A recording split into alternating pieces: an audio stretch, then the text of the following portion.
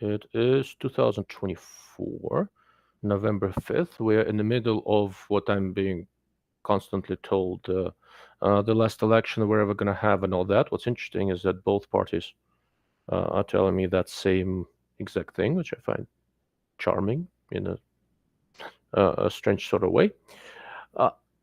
I enjoy politics and all that. I don't take elections by and large all that seriously.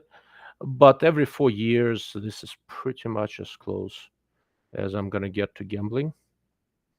And I'm not, on one hand, I'm not a gambler. On the other hand, it is sort of somewhat, titillating, if you wish.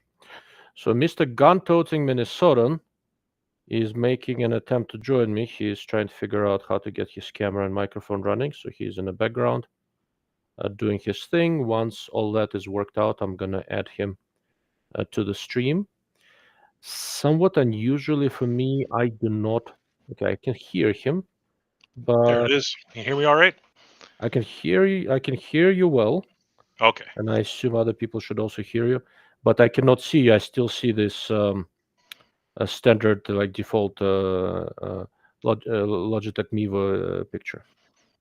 It's kind of Okay, interesting. let me work on that for a second. Okay, very good. All right, if any of you guys are watching this live, please tell me if you can hear me okay. And tell me if you heard Mr. Gun-toting Minnesotan as well. I use Rumble Studio as a streaming software.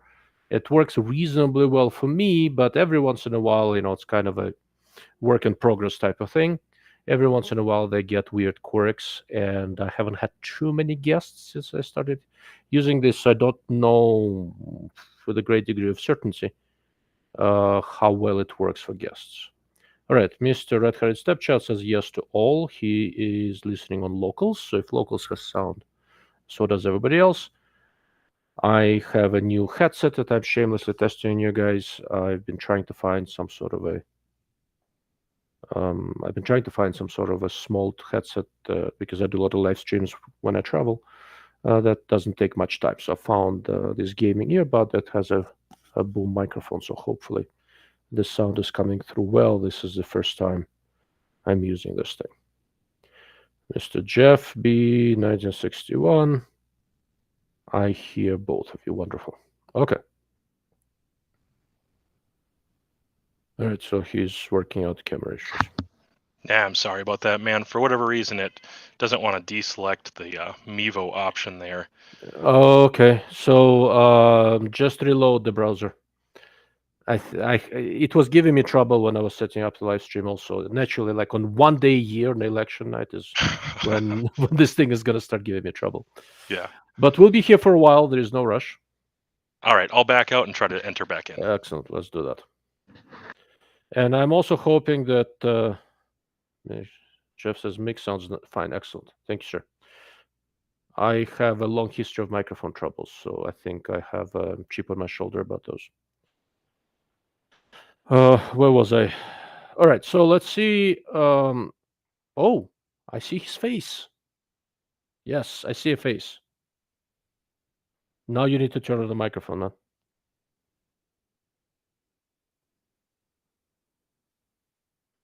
So now the camera works, the microphone doesn't work. They both work. All right. It is a miracle. All right, I'm going to bring you onto the stream then. You ready? Yeah, thank you. Absolutely. All right, what's up, everybody? Alrighty. So, Mr. Gun-toting Minnesotan, I have to admit I don't even know your first name. Andrew. Andrew. Yeah. Excellent. Yeah, for the first couple years, I intentionally did not use my name, and I just used an alias or whatever else for a few different reasons. I do some other work outside of this, and obviously, I'm not, very large on the optics side of things, but I do some other work, and so I intentionally left my name out of things the best that I could. And then eventually things started to cross paths and it was no longer necessary. So at this point, I just tell people my name. Yeah, well, I have a day job. I don't need your last name, but Andrew is so much easier to pronounce than gun-toting Minnesotan. You wouldn't believe how many people, well, actually, there's a lot of people who are illiterate, so maybe you would believe this, but they pronounce it Guntutin, Minnesotan. That Oh, that's is, so much better. I didn't think of that. yeah, yeah. Well, a lot of people did, and I Yeah. didn't think of that. Whatever, 6 years ago when I decided to Oh, switch how over. interesting. Yeah. Yeah, that was So a I, oops. when I oftentimes, as a disclaimer, before I offend somebody, I say I'm just a knuckle dragging, gun toting conservative Jew. So gun toting is a very common phrase in my vernacular. Yeah, Okay, Jeff yeah. confirmed he can hear both of us. So normally when I do these things, I have some sort of pre-prepared speech and all that. I do not have one, right? We are here to talk about elections, but we'll touch on elections as a slow business. Hmm. I'm not so convinced we'll know who is president by the end of the day today. So whatever questions come in, we'll be happy to take them. Mr. Honorable mentioned he's from my locals community. Because I posted earlier question regarding Burris XTR scope rings to create MOA buys. I have about 8 sets of them. They work fine. There's I like so they have now 3 types of these rings with offsets, different number of screws. The XTR signature historically has been with the 6 screws, and I think it's more screws than you need for almost anything. Hmm. At Last Shot Show, they finally introduced a kind of a version with a slightly less wide ring with the 4 screws per cap with the offset inserts. Unless you're shooting a boomer, if I was setting up a rifle with those rings, I'd probably just use that. So, Yeah, it's funny how often if rings aren't done pretty well or things aren't machined well, it's funny how often 6 torques or Allens or whatever ends up being a problem for people. So I transfer between hot and cold a lot, mhm. and things change a lot. This is something, if I don't know much about anything else, I know a little bit about this. Things change a lot when you go between hot and cold very often. And so when I'm shooting and Oh it's yeah. 0 degrees, I shoot a lot of my reviews, just in the days that I get. Hmm. So if it's super cold and it went from 70 to 20 to 0, things change. And if you get 6 screws and it's not done well, you have uneven torque and you're not using a fat wrench, it's not even across the board. It's amazing how 6 becomes a problem rather than 4 for inconsistent torque values across. And I've actually seen a number of times on my own stupidity, Hmm. I've actually seen optics shift and move. Whereas with a 4 piece, it's just more likely that I can get an even application. That is generally true unless you're careful. 4 is easier than 6. I know of quite a few people who work for optics companies when they are using screws, rings with 6 screws per cap. They actually don't use the middle ones; they just pull them out, Hmm. assuming the rings are stiff enough and all that. Hmm. I'm not gonna say who it is, but chances are vast majority of you actually know who I'm talking about. So let's do this. My camera is very slightly crooked and my OCD is about to go into overdrive. So I'm gonna go adjust that. And after when I come back, Andrew, I'm gonna ask you to introduce yourself. I don't think you've ever been on a live stream with me. Nope. So I don't have a very big audience, but they still likely don't know who you are. Yep. So we could use an introduction. Just give me 1 sec. Absolutely. Yeah. Well, thank you everybody for tuning in, and make sure you go subscribe to Ilia's channel as well, Dark Lord Optics. Check him out. Give him some support. We need the algorithm to get defeated, and whether one party wins or another, make sure you go like all his content because he's a great content producer, and we appreciate him in the gun community. But I myself, my name's Andrew. I'm in Minnesota, kind of on the border of Wisconsin and Minnesota, central-ish in the state. And a lot of content that you'll see on my channel is filmed either in Wisconsin or in Minnesota, in those areas. Occasionally, I've done some stuff in the Dakotas. If I'm going to shoot beyond a mile, the Dakotas has been where I go. It's the big flat state with nothing else going on, so that's a really convenient place to live near. And you would be surprised. You would think that the South Dakota would be full of big flat ranges, but it's not. It's mostly open state territory and then ranchers that are fine with you shooting. So that's where I'll go for ELR stuff. You'll see a lot of Mhm. content produced out there, and that's been really enjoyable. My probably my focus on my channel, the thing that I'm most interested in, is helping get people into long range or just the sport in general. I want to help produce more conservative minds when it comes to the Second Amendment. I absolutely have a mission, you could say, to help people get into the sport. And as a person who started off shooting some pretty darn cheap, crappy optics, just crappy guns, I did a lot of work the hard way.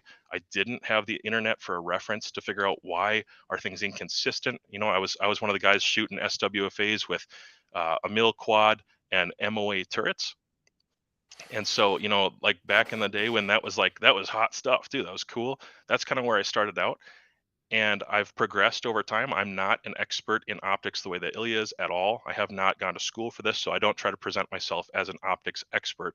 But you will see on my channel, because I'm interested in long range and I like bringing people into the hobby or the sport or competition. I do some competition as well. You'll see that I review stuff at different price points. So like a couple weeks ago, I did a $3,000 optic, and in 2 weeks, I'll have a $400 optic. And so I try to bridge the gap a little bit between different price points on my channel. You'll see expensive barrels and really cheap barrels. I shoot factory division for PRS when I do shoot. So I'm kind of all over the place with that stuff, but I really just enjoy shooting. I enjoy the company of my local gun club and these people, and I get along well with the far majority of them. But if you watch my channel, you'll be like, man, which one is it? Do you like this? Do you like this? I just like optics, and I like helping people find something they could actually afford to get into the sport and hopefully help them climb the ladder a little faster than I did, quite frankly. Very, very cool. All right. So, Mr. Northwest Guns is saying hi. So Derek, I put in a link on the Discord if you want to join us. If you are up to it, you most certainly can. Let me see if anybody else there. All right. Mr. Moondog got overruled by his wife, so we'll see if anybody else joins us. I am going to remind him about that next time. Alrighty. Jeff, what are your thoughts on the American Rifle Company M10 scope rings? Only 2 screws, 1 on each base and 1 on each ring. Ooh, that's a loaded question. I'm so gonna get yelled for this. What are those made out of? They're aluminum. You've never seen American Rifle Company rings? Well, I have, but what's the quality of that ring? Oh, they're actually very good rings, but for your specific application, they're probably not ideal. I wrote about this a month or 2 ago, and it is on my locals page. So that had more to do with the embrace mounts, but it's the same general idea. Just a one-piece mount versus scope rings. The post is called, it's called a bit more on scope mounts and why there is no free lunch. I'm going to post a link, so I'll give you kind of a Cliff's version and Cliff's Note version, and then you can read the whole thing. I'll post a link here. All right, Derek's going to join us a little later. He has to go do something. Excellent. All right, so here's the link, you guys. Oh, no, mind, that was posted as private message. Let's send it to all. There we go. So here's the link to the article. It should come through momentarily. Where I talk about the ring. So embrace mounts and American Rifle Company M10 or 11 or whichever version it is now, M10, I guess. Scope rings, they generally work very well, and the appeal is that you have only one screw to tighten the rings around the scope tube, and the way it is tightened, you are not going to rotate the tube as you tighten it. All of that is true, and all of that is correct. In order to achieve that, there is a monolithic base, and there are no ring halves. They're kind of ring quarters, sort of, and they are hinged.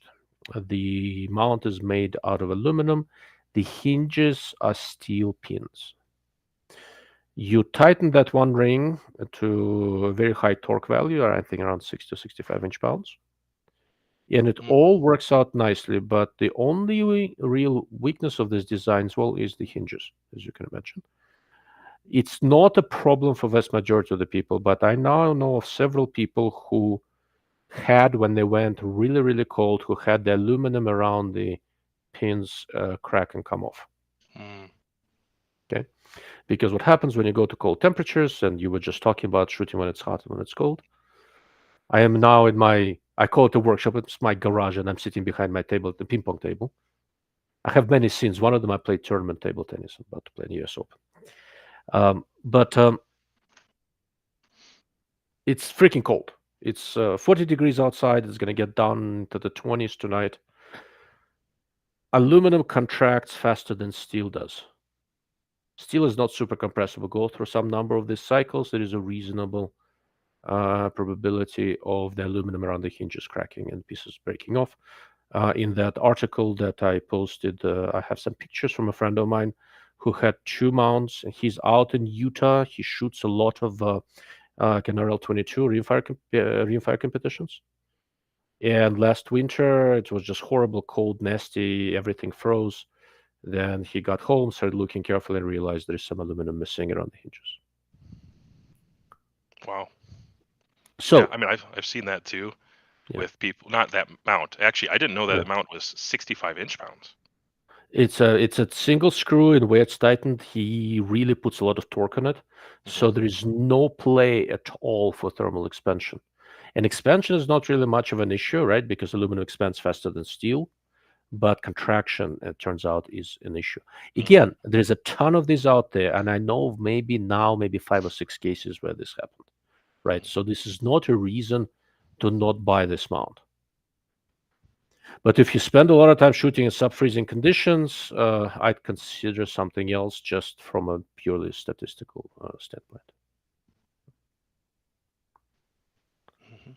What's your background outside of being a gun writer and YouTuber? So what do I do for work? Yeah. I'm a pastor, actually. I'm a Christian pastor. Yeah. What denomination? Assemblies of God, if you want to call it a denomination.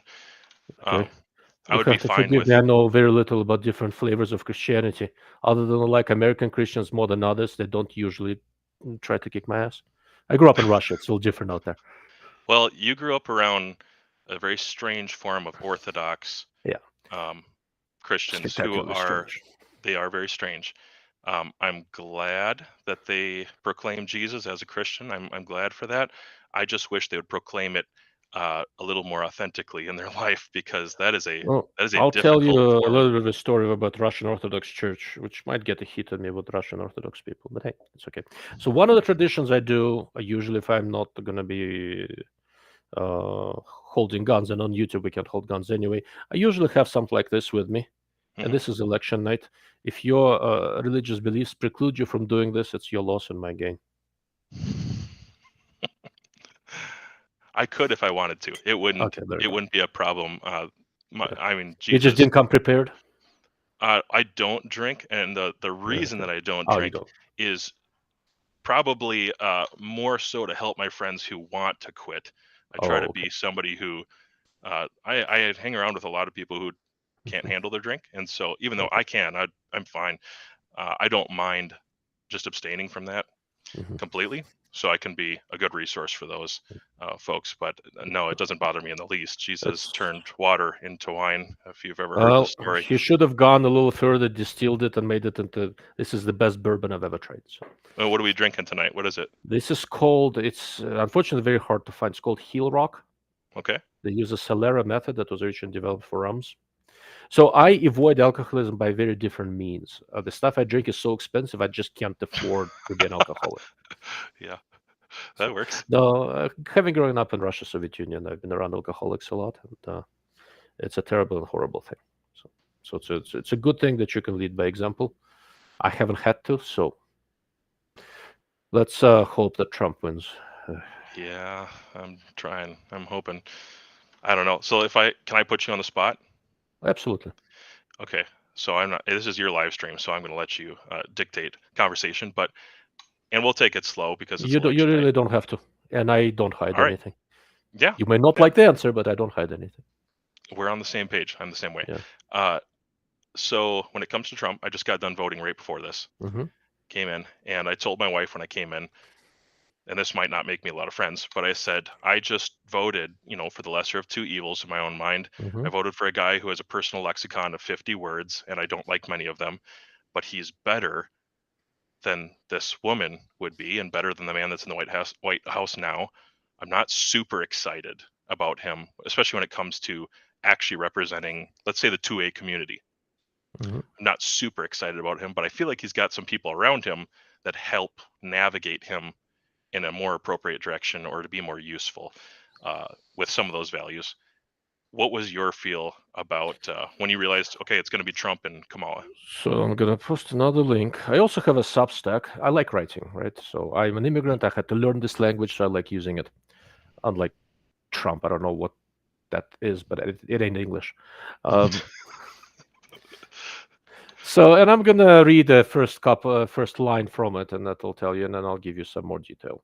I would not talk about politics if I didn't think about it deeply and thoroughly. So, I went and voted last week for the third time in 8 years. I held my nose, vomited a little in my mouth, and voted for Trump. Yeah. So I am going to be a little bit more charitable to Trump than you are, partly because I am Jewish. I'm not super religious. I'm going pig hunting there next weekend, and if I shoot something, I'm also going to eat it. My religious convictions stop at the dinner table. But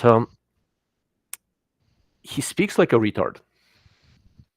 But I'm sort of an elitist jackass. So the fact that his speech patterns do not appeal to me does not mean much. It clearly appeal to a lot of people. He's clearly not a moron. He sounds like one, but he's clearly not a moron. And there are several reasons why he's not, well, I can say with great degree of certainty that he's not a moron. One is that he's been spectacularly successful now in three generally difficult things. He was a successful real estate developer, he was a successful TV personality, and he became one of the most successful politicians of our time. If you can get yourself elected as president, you're one of the most successful politicians of our time. You can be extraordinarily successful in one thing by accident, not two, not three. So there has to be more to it than I think. And if you look a little bit more carefully, another thing you will notice is despite his personal character flaws, infidelities, and all sorts of other things, he seems to have a strangely cohesive family that actually loves him. So you cannot be a psychopath if your family loves you. You cannot be a psychopath if you love your family. There's something. Yeah. But the way he comes off, the first time he came on the scene and said, "What?" He's a perfectly authentic liar and jackass. That authenticity, combined with clearly being smarter than people give him credit for, propelled him to presidency, and he was a pretty decent president. Right? There is gotta be something to it. So I try to contain my elitist tendencies and give him some credit. I will also say that I'm much more. The first time in 2016, I voted for Trump almost against my will, but on the other side was Hillary. I was like, you can just no, right? We can't all care deeply about every issue, and there are certain ones that I care about, and I colored to a very significant degree by the fact that my formative years was a collapse of Soviet Union. I grew up in Moscow. I remember tanks rolling into Moscow, all sorts of other fun stuff. And I came here about 2 months before Soviet Union officially ceased to exist. I came to America in 1991. Really? So I know exactly what the excesses of the left-wing ideology looks like. I do not need to test that in this country. So again, being Jewish, I have reasonable reservations about quite a significant part of the right, but I find them substantially less dangerous than the left. Okay. So when you look at the things that are important to me, well, if you can kind of stick with the Bill of Rights and you'll cover almost everything that I care about. The First Amendment, the Second Amendment, a few others here and there. And if I have to look at the political candidates that we right now have, I am quite confident that Trump and the team around him, which is much better than it used to be 8 years ago, are going to uphold the freedoms that I find important. And I'm just as confident that Kamala Harris, an empty vessel that she is, and whoever is putting stupid ideas in her head, that team will go after every freedom that I deem to be important. Yeah. And it is as simple as that. It has nothing to do with who Trump was banging in every decade. I'm sure quite a few porn stars. Stormy Daniels just the only one who wanted more money. Mm-hmm. It's not about the person. It's about the things that are important for me. Okay. Make sense? Yeah, I think there's a valid idea there when you talk about his family standing by him. By and large, his family has stood there. That does matter. I think there's some good evidence there.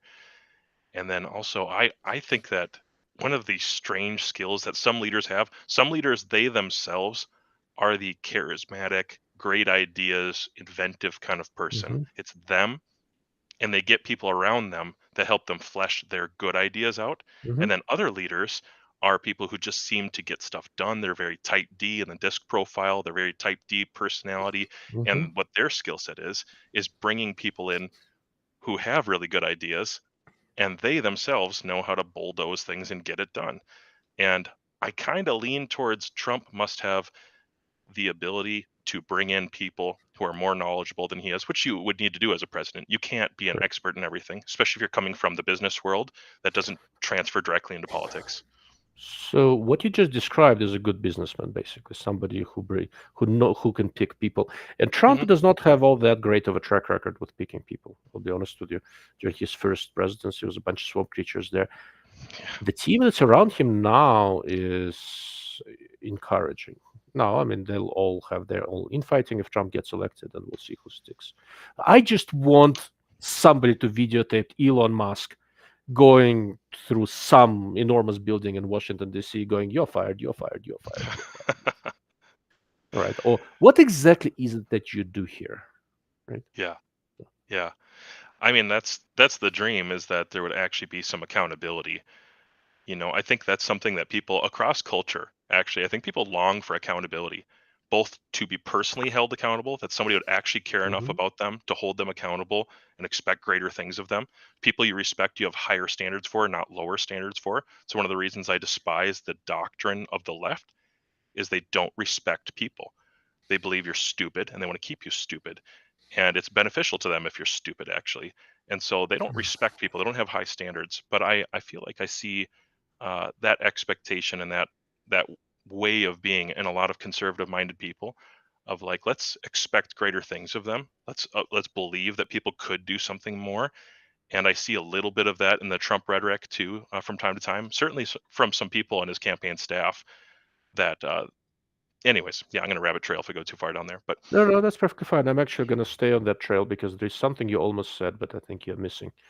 And that can come either from the fact you haven't thought about it from this angle, or it's from the fact that you're an American and you just don't have a feel for this. Once again, at some point through this whole thing, I will offend you more than once, so you'll just have to live with it. As a Christian pastor, you should be able to turn the other cheek or something like that. yeah, I don't have to. I'll make fun of everything, including your religion and job and everything, right? So by all means, please do. if I can't make fun of people, none of this is worth it. Yeah. But I will get a little bit more serious for a moment. One of the things that Americans, by and large, with their exceptions, do not understand well is that leftism, as we know it, is a fundamentally Marxist teaching, and Marxism is a creed of envy and guilt. One of the things that separates Marxism from what we believe to be the dominant Western philosophical teaching is that there is no space in anything that come out of Marxism for individual rights. An individual doesn't matter, life doesn't matter. If you look at different cultures around the world, this respect for life and being that every life is precious, every life has equal value. We're not all the same, but we're all equal and we all have equal value. That's a fundamental Judeo-Christian concept. Jews came up with it a very, very long time ago, that if you want to think of where was they say that the Western civilization is the merger of Jewish mysticism and Athenian logic, right? And if you want to start with Jewish mysticism, there were Several things that Jews brought to the world. The two really critical ones that are underappreciated. One is that we're all made in God's image, and that's why your life is valuable. Every life is valuable. And the second one is the concept of linear time. And Jeff, I see a question. We'll touch on it in a moment. Concept of linear time. If you look at all the old religions, old philosophical teachings from China, from India, from all the other places that we know a little bit about, because some has remained. Remember, Jews have been here for a long time. The concept of time for them is almost always cyclical. Mhm. If your idea of time is cyclical, it just means that things repeat themselves. There is no growth, there is no change. All you can do while you're sitting on this wheel is try to hustle for a better spot, right? And how do you hustle for a better spot? You find whoever is in a spot you want, kick him out, take his spot, so that in your next life, you'll be in a better position on this wheel, on this spiral. But there's no real improvement. Mhm. Early Jews, for Lord knows what reason, thought of time as a linear thing. There is something we're striving for that hasn't happened yet. Mhm. We're not repeating ourselves every time. We're going for something. Mhm. Okay? So this concept of linear time ended up being this foundation of Western civilization as we know it, and that feeds into the value of each individual human life. Other philosophical teachings, Marxism among them, simply do not have that. For them, everything is a zero sum game. There's no Mhm. progress, there's no development. If you think about it a little bit more deeply, the economic success of the Western world to some degree comes from the same basic concept. For us, it's not a zero sum game. We can build value, right? We can build companies, we can invent things, we can build value, we can do things that haven't been done before. Mhm. But if you're a bureaucrat, if you are fundamentally non-productive, everything is a zero-sum game. You can only win if you make somebody else lose. And to a Marxist, to any Marxist teaching, and the modern leftism is among them, everything is a zero-sum game, and that's why individual life doesn't matter. Mhm. Yeah, I mean, that's well said. Yeah, I find that very agreeable and not offensive. That's Oh, give me if time. if uh, he'll get there. But if a Yeah. person was to peruse some of the ideas from Mein Kampf or Marxism, what you're going to find is a direct attempt to undermine some sort of transcendent purpose Hmm. or reason to be or a greater picture than yourself that's tied to a future. And I think this is where some young, probably well-meaning people on the college campuses get sucked into Marxism because they hear a little bit that sounds similar. And they're like, yeah, it's the big mentality, it's all the people and all that, and it's a very hippie thing, just it's, but they've never spent 10 minutes to think through when everybody hops on the wagon, who's going to drive this thing, who's actually going to pull it when everybody hops on the wagon. Right. So let's take a quick detour. We have a question from Jeff that I'd like to take a stab at it, and I will as well. But before that, so I've got this website called 270 to Win, and I figured I'll pull it up and see where we are now Nice. and what has been called and what hasn't. Um, so on the East Coast, what I'm really looking for is Georgia. Right now, it's all the usual suspects. There are no surprises here. Florida, North Carolina has been called for Trump. That's actually important. It's not Yeah. surprising, but that's important. If Trump gets Northern Carolina, Georgia, and Pennsylvania, we're done. North Carolina, Georgia, and Wisconsin were probably done. Virginia has been Yeah. called for Harris, not terribly surprising. Michigan, so the important ones are the Wisconsin, Michigan, Pennsylvania, and Georgia. That's probably the most important. Well, and Arizona, but Arizona is in the closer west, so it's going to be a little bit later. Very interesting. So I am in New Mexico, where Trump people thought it is going to be competitive. I'd be shocked if it goes to Trump. Hmm. And Andrews in Minnesota, which makes New Mexico look not as left wing. Oh, jeez. Yeah. Yeah. So we'll see how that goes. Okay, so I did my check. If you guys, whoever is listening to watching, if you see something that I should be paying attention to in terms of the election news, please let me know. I am going to let Andrew take a stab at. Is this not working? Yep. Okay. So you want me to answer about January 6th? Yeah. Okay. Do you so for those who can't see the screen or doing it on a cell phone, Jeff is asking, do you think he has any accountability for January 6th? I assume he's talking about Trump. So I will fire off a hot take on this one. I think most conservatives disagree with me on this. I don't find many, certainly not at the gun range, who agree with me on this. So when it comes to January 6th, I think Trump could have done better. I think he could have said more or said less or chose his words better. I think his administration, his group could have helped to curtail some of that. Um, but it also got blown up by the media to be something that it wasn't, really wasn't exactly what they made it out to be. So I think it's a little sticky. Accountability wise, reputation, I mean, maybe reputation. If he loses the election, that could be a part of the accountability. Or people thought that he Mhm. didn't take some responsibility for some of that. You have to remember that some people died. This didn't go well. January 6th wasn't a good Well, so thing. nobody died during January 6th. People died afterwards. That's fair. So one woman died during January 6th, but she was one of the people who went in, right? No She law got enforcement, shot. nobody else died during January 6th. Yeah, after Afterwards. after, and aside from that, um, I want to argue, two parts here. There was a peaceful transfer of power. People act as if this was an insurrection where Trump defied all government laws. No, he didn't. He said some things that people found um, offensive or confusing or diabolical if you listen to the news, and I don't think that's fair either. I think usually the truth is a little bit more towards the middle, and it's Mhm. muddy. It's really messy. He probably knew a little bit of what he was doing, but he did not intend for that level. I don't think that level of uprising. I also am not somebody who believes that he won the previous election. I think he probably did lose, even with scammers out there and people harvesting ballots or changing things around. I think he still legitimately lost, at least in the popular vote. And January 6th was, hey, I'm gonna shout at Christians for a second. January 6th was primarily a group of confused Christians who have bad eschatology. Eschatology is the belief about the end of all things and how things wrap up. This was a group of Christians. Many of them have changed their mind about this now after getting out of jail. They thought that it's important for Christians to rise up and forcibly take power or command power or something like that.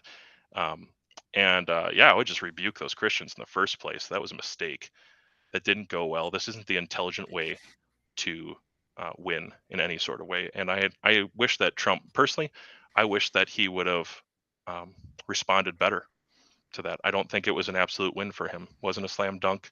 Not all of it's on his head, and some of it is. It's my opinion. It's probably a pretty good one. I'll add a couple of things. So when Trump dies and he has a gravestone, on that gravestone there's going to be an inscription. He said a lot of shit. He's got an unfortunate habit of running his mouth without thinking about who he's talking to, right?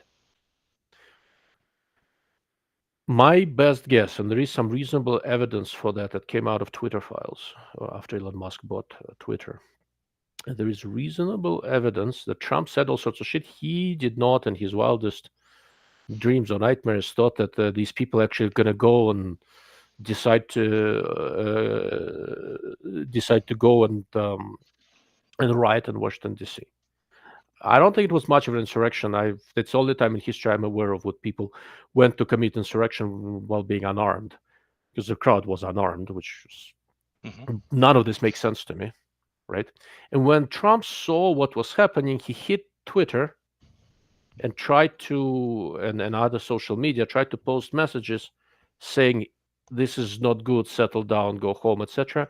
And everything he was trying to say there was suppressed, and that we learned from Twitter files after Elon Musk.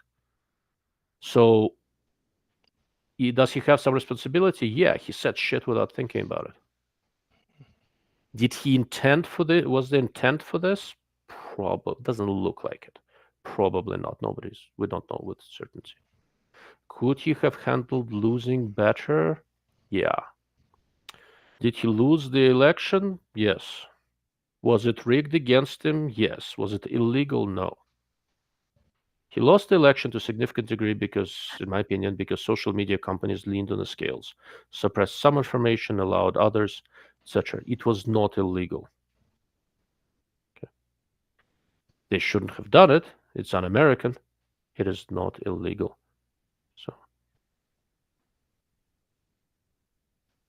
So Jeff is saying that Bible embraces slavery, both the Old and New Testament. I'm not an expert on either. Definitely not on the New.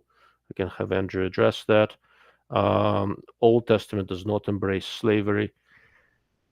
That's probably outside the way if we want to dig. If you really want to have this argument, I suggest you go and listen to Jordan Peterson analysis of the Old Testament.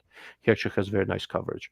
I will say that in the Jewish tradition, there was no slavery the way we think of it today did not exist. They had indentured servitude, where you would work for some amount of years to work off your debts, and there was an upper limit, and after that you were free. There was no, in Jewish societies that the Old Testament, some to a good degree, is a history of, slavery as the way you think of it did not exist. So there's that. Can I give a brief? Of course. I know this isn't the primary topic, so I'm going to Go for it. I need this. to go make sure my battery is plugged in, my camera is plugged in. So I'll be right back. Sure. Yeah, Jeff, I appreciate your pushback. Actually, I'm I'm no fan of slavery either, or any form of slavery really. That modern slavery, sex trafficking, all that. I'm against that too. And some good names to look into would be like researching William Wilberforce. If William Wilberforce thought that the Bible taught or endorsed slavery, I don't think he would have used the scripture to actually try to undo slavery. So William Wilberforce is a really fantastic name to look into. He used the scripture to argue against slavery, actually. And I actually want to agree with you that there were people who were probably stupid or unintelligent or really didn't have a scripture that they could read who tried to blame the Bible for treating African Americans the way that they did. And I think they did try to blame it on Jesus or religion, just like people have for thousands of years, to try to blame religion for something that they personally wanted to do. So I'm going to agree with you that they have tried to do that, but the scripture itself does not. And I'm going to give a scripture that would probably be beneficial for Ilia and myself. Just as a reference, Exodus 21, speaking of the kind of slavery that you're talking about that 18th century slavery. Here's what Exodus 21:16 says. It says, if anybody steals or sells another person, that person needs to be put to death. If you go and get someone and you take them as your slave, that person is to be put to death. Now, where things get complicated is when you have nations going to wars, or you have Israel, which is God's chosen people in the Old Testament, who's supposed to be the light and the missionary to the world amongst a dark world where people kill kids, they sacrifice kids. This is something that gets left out of this discussion a little too much. And when they go to war and they absorb sometimes groups of people into different tribes, sometimes there's a discussion of what do we do with these people who are coming in? What if you have children coming in? What if you have widows coming in? And so there's actually a fair amount of that kind of thing that gets described, and that's just messy.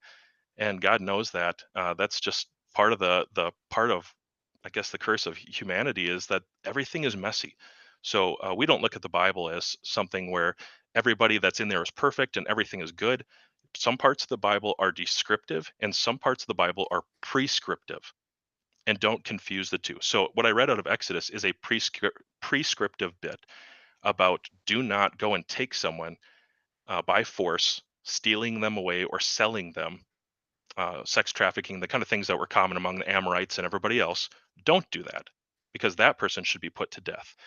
And that again goes back to Ilia's comment that every person was made in the image of God, which was a very long-standing belief in that monotheistic or henotheistic group of people. And so, but I totally respect you and your thought about that. And I just encourage you listen up to um, listen to Michael Heiser. That's another great name. Listen to some Michael Heiser when you want to consider the Old Testament, New Testament continuity of seeking freedom. Paul actually, with Onesimus, is intent that people should not be slaves; that should be set free. And so there is a pretty consistent line there, but yeah, no skin off my nose. I'm glad for the question. Okay, very good. All right. And lastly, if people died on the scene, it was not a peaceful transfer of power. Okay, Trump moved out of the White House and Biden moved in without a shootout. I think I'm going to call it a peaceful transfer of power. Okay, so I pulled up Daily Wire's election blog, trying to see where they've got. It's more or less the same thing as we have right now. They, at the moment, are showing Pennsylvania leaning Democrat, Georgia leaning Republican, Michigan, Wisconsin leaning Democrat, Iowa leaning Democrat. Wow, that's interesting. That It might says not. Iowa? Yeah. I'm gonna let me put this thing on the screen. That is surprising. There you go. So this is Daily Wire's live blog. Where is it? There you go. So you see the presentation. Okay, got it. So now it's relatively early. It's not clear to me yet how many precincts were counted and all that sort of stuff. So not that many people, 55 million votes, 45. Yeah, it's relatively early. But this is interesting. So New Mexico leaning blue, that's nobody's surprise. Okay, there we go. So if I put my mouse on it, it tells me how many people voted. In Iowa, about 200, 14%. Okay. In Wisconsin, 24%. It's relatively close, so we'll see. Michigan, 15%. Not that close. And Pennsylvania, 36% in, and about 2.5% difference. Okay, what else is leaning? Connecticut leaning. Well, Connecticut is 5%. That's going to go blue. New Hampshire went blue. They were hoping for it. That's 44% in. That's a pretty big difference. All right. I guess abortion sells. Yeah, I guess, Ilia, if you had to take a stab at it right now, your guess, what do you think? I don't know what to think. Right now it's leaning Kamala, but Pennsylvania is close, and a lot of rural areas are going to be slow to count. So we'll see. 36% in. Right now it's leaning Harris. So the last election, not that Minnesota would turn for this, and it's really just our city centers like Minneapolis, St. Paul, that controls way too much of the state, and Duluth, that's a college, basically college city. Those areas control so much of the state, unfortunately. But otherwise, the majority of Minnesota is incredibly conservative, outrageously conservative compared to those city centers. It's a huge contrast, and we hate being controlled by those city centers. Well, it's not just Minnesota. A lot of states are like this, right? So I live in New Mexico. Yep. You know, Albuquerque is more than half the state, right? If you go to, I spent 28 years of my life in California. I moved to New Mexico in 2019. And, you know, yeah, if you go get outside the Bay Area and Los Angeles, well, San Diego is now blue also. The rest of the state is as conservative as they come. It's very common, right? So the elections in many ways are decided by suburban women. And to suburban women, Trump is a uniquely distasteful candidate. Yeah, so that's true. There is a very interesting, you know, the way this thing has been working out, there is a very interesting gender gap. Men roughly 55-45, something like that, 60-40, vote Republican, and women roughly at the same ratios vote for Democrats, except women are more politically active than men. Yeah, Jared, do you? makes sense. Yeah, sorry. Jared saying, do you folks listen to or follow Ben Shapiro? I like Ben, and I listen to his stuff not on a daily basis, but with reasonable regularity. I prefer the summaries than the whole thing. A lot of it gets a little repetitive for me. The thing I like with Ben Shapiro is that agree or disagree with him, I always know where he's coming from. His way of communicating is very, very clear, which I'll take clarity over agreement any day. The phrase stolen from Dennis Prager. Mhm. So, So help me understand something, Ilya, and mhm. again, speak as much as you want on this. So Dennis Prager, Ben Shapiro, and yourself. Dennis is not an Orthodox Jew, right? He's not, He's conservative / Orthodox. He's quite religious, but not as far right in interpretation, right? well, so with Judaism, it's a little bit different, right? So, so in America, there is Orthodox, conservative, and Reformed Judaism, right? But within Orthodox, there's a million different flavors. And again, me not being a particular religious guy, I don't know all the flavors. To be honest with you, there are some doctrinal differences, etc. But in terms of belief, the differences between all of them are relatively minimal, right? The Reformed Jews will do a lot in English. Conservative movement within the United States is pretty much just like Reformed, except the prayers in Hebrew. And Orthodox is a little bit more traditional, right? So Mhm. my wife is more community oriented than I am. So we end up going to primarily to a conservative temple for holidays and stuff, occasionally to a Reformed one.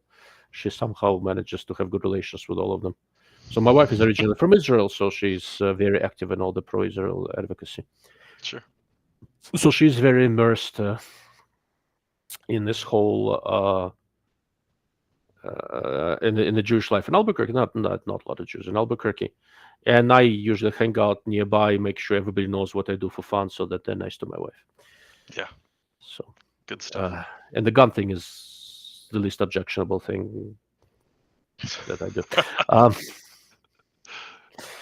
but anyhow, so Yeah, let me take this real quick. of course. Jeff, we're not going to have a conversation about that because this is Ilya's stream. If this was just my stream, we could go back and forth all night and have a debate about that. And again, I don't mind these kinds of questions, but when you're I'm taking, perfectly fine with you addressing them if you wish, but I like it was 4 years ago, and I don't feel like litigating yeah, 2020 elections, 2024 election.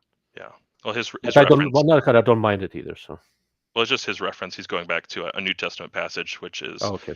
uh, the danger of posting a single verse, especially if you're not studying that, is something called eisegesis, where you take all of your current understanding and the way that words are used right now, and you put it on something that's an ancient document, 2,000, 4,000, 6,000 years old, and you miss some of the nuance. And so, and I'm saying this beneficially towards you. I think you're misunderstanding. Again, you're talking about a passage here with indentured servitude, and when you're talking about Ephesians. And the reason that Paul says, slaves, obey your masters, he's specifically talking about people who have sold themselves as a job because they're too poor. This is one of the forms of caretaking in the ancient world, is instead of begging on the street, you could go work for someone. And so Paul is writing about those types of slaves. You could say servants. Servants would be a better description for nowadays. It's a better word for nowadays. We don't have problems with the idea of servants. Servants live inside of mansions with people now, and they live off of that income, and it's not quite as complicated as maybe you're thinking it is. And furthermore, you have to remember that from a Christian perspective, which Paul is writing about, the goal is to win hearts to the Lord. So no matter if you're in a good situation or a bad situation, the goal is not just to make yourself rich or wealthy, um, and live the best life that you can. The goal is actually to win people to a relationship with the Lord, that they would live and have spiritual life. So even putting up with hard situations isn't a bad thing for us. We're okay with that if we have to. Suffering can have purpose if you give it to God. And so I know you're going to find that objectionable, Jeff, but that's okay with me. I would like you at least to hear from a Christian's perspective why that scripture that doesn't do anything for us. It doesn't really move me in any particular way Again, because Jeff it's says, "Run like a coward." He's trying to hurt my feelings. I only have one feeling, and only my wife can hurt it. So let's see. The Pennsylvania tightened up a little bit. Now we are about 1 point, different 40% in, so at least it's moving in the right direction. Michigan's still a big gap. Wisconsin seems to have tightened up a little bit, but 30% in, we'll see. Iowa is mystifying. Yeah, what's going on? So, again, this is not something I have a particularly good feel for. Maybe you do, Andrew. Well, So, living next to Wisconsin, it's an insanely conservative area. so I visit Wisconsin quite a bit, but then there is Milwaukee and Madison. I don't go there. I visit Vortex Optics quite a bit for work and for side jobs and stuff. Hmm. Yeah, Yeah. Iowa though, Iowa, that doesn't make sense to me. So I here's don't a I don't know any liberal from Iowa. that's anecdotal evidence is not Yeah, that much of evidence. I right. have a question for you. So one of the things I heard mentioned on some podcast over the last couple of weeks that millions, maybe tens of millions of Christians are planning to stay home because of what Trump most recently said about abortion, saying is that he doesn't want now it's back to the states. It's not going to come to him. He did not profess that he will ban abortion first chance he gets. You may have a better feel for this than I do. Hmm. What are your thoughts on this? Is that a possibility? Could that be explaining what we're seeing in Iowa? I suppose so. I suppose that could be part of it. There is a huge demographic of evangelicals, people like myself. So I'm not a Hmm. part of one of the high churches like Catholicism or Lutheranism or Orthodox churches. Evangelicals and Protestants from those other movements. Uh, they say character does matter, and I agree with that. By the way, I agree Hmm. agree with that. It doesn't have to be either or though. In my mind, you can put them together and weed out. What you have to plug your nose, as you said, and vote for the best of the two. But a lot of Christians said, just out of a moral stance, I don't have to participate in this because ultimately the Christian perspective would be that at the end of the day, um, we can continue to do what we need to on a religious front, whether it's Kamala or Trump, and I still stand by that. I'm not going to Hmm. be impeded from living out my Christian life. It might get harder under Kamala. I know she really doesn't like people like me. She doesn't like people like you, and they may make it harder for us in a lot of ways. Hmm. Um, but it's not going to stop us. And so, out of principle, because of Trump's errors, and honestly, the guy has been super manipulative towards Christians. He came out with a Bible with a constitution in it, and Hmm. I was like, oh gosh, that was such a stupid thing to do. It was not a good thing to do. Here's the No, problem: every time Trump abandons his authenticity by this much, he suffers for it.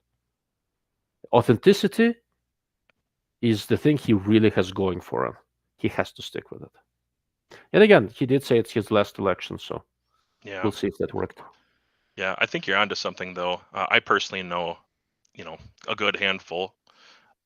That's again anecdotal for the most part, Hmm. but I know a good handful of people that they just couldn't plug their nose and vote for one, and they stayed home.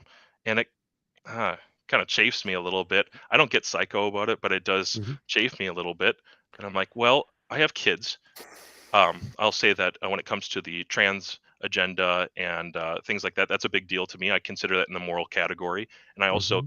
think, as a Christian, although I don't want to push my particular interpretation and belief on every person, I also think that God has given us governments in the world specifically to help keep some peace Hmm. and safety and a little bit of some sort of jurisdiction that they should be having. Whether they do good or bad, God will take care of that in the end. Hmm.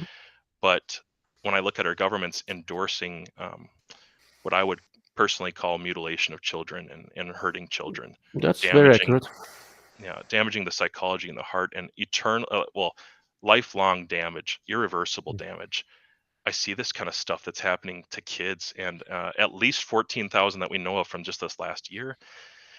That's terrible. And I will vote for Trump because I believe that he is more opposed to that. And when it comes to the abortion issue, I know that he's tried to move to the middle in the last year. Hmm. And I'm opposed to most kinds of abortion. I don't think it's a good idea. And I love to have the intellectual side of the conversation with people. I'm good to have that conversation. I have a fairly libertarian mindset about it, so I understand his perspective and what he's trying to do. As a libertarian, I can kind of get behind that. Uh, but I don't like it, and so I'm still going to vote for him versus like Tim Walz from my state. Mm-hmm. People don't seem to understand. He's okay with at the time of birth abortions. Okay, hold on one sec. Yeah. Yes, yeah. Oh yeah, you want to say hi? Okay. My wife doesn't like any of you people. Well, tell She her. opened the door to say hi. Well, tell her we said hello. Yeah. Yeah. I will later. All right. Where was I? Abortion. So I will have to admit I don't have any particularly strong personal beliefs about abortion. Like I said, I'm not a very good Jew. Orthodox Jews are very pro-life. Reformed Jews, for the most part, forgot they're Jews. So I did not grow up with religion at all. My view on this is relatively pragmatic. Is from an ethical standpoint, the pro-life position is cleaner, much easier to argue. But every time I see this argument, the pro-life people forget there's a woman involved, and the pro-choice people forget there's a baby involved. That's just the truth of it. There are few intellectual honest brokers, but not many. The nationwide consensus appears to be somewhere between 8 and 12 weeks, basically first trimester, ballpark. But all states are different. My only interest in the abortion issue was to make sure to kick it out of the federal purview, which is what Supreme Court did. It's back to the states. States can figure it out. There will be some people caught behind enemy lines. There'll be pro-choice people stuck in Texas where you can't have abortion. There'll be very pro-life people stuck in a blue state and for other reasons they can't leave. Life is not fair. Suck it up. Yep. That's just it. Well said. Yep. That's but again, is it murder? Yeah. Can you decouple the woman and her rights to bodily autonomy out of it? Not easily. It's always going to be a complicated issue. It's very difficult to make this one intellectually clean, if you wish. Okay, that's just it. Okay, let's see where we are now. I'm curious again. This is This a keeps on changing. East fascinating. Coast is reporting in. It's a fascinatingly small amount of gun talk so far. That's probably my fault, but all right. So Pennsylvania is now leaning red. It's now within 0.7, and Trump is up. And Georgia is leaning red. New Mexico is leaning red. You got to be shitting me. Well, it's very close. Never mind. Once they count Albuquerque. Okay, Iowa has regained some measure of sanity, although not by much. And Wisconsin is now leaning red. 35%. Wow. With very, very close. Very, very close. This is barely leaning. Jeez. Yikes. Arizona is leaning blue, but it's close. It's 2%, and it's still only a third of the votes counted. Okay. Very interesting. Well, and what's happening with Georgia? You can see where my mouse is, right? Yeah. It's on the screen? Yeah, okay. Just making sure. Let's see. And Georgia, Trump actually has a pretty solid lead at 80% in. So Georgia, unless Democrats manage to find a large bag of uncounted ballots somewhere, Georgia is pretty much done. Wow. Georgia and North Carolina. Yeah, here is in Michigan. Michigan's not good. So Michigan, Michigan, I don't think. Well, only 18% of votes in. I would not count on Michigan too much. But if he gets Pennsylvania, Georgia, and Wisconsin, does it get it to 70? Is there anything else? So he's going to get Idaho, but there's almost nobody there. Nevada is going to be another interesting one. I think Trump's chances now are beginning to look better. Yeah, since the last time you pulled this up, this was at least 3-state change. Yep, that's very cool. All right. Okay, I'm gonna.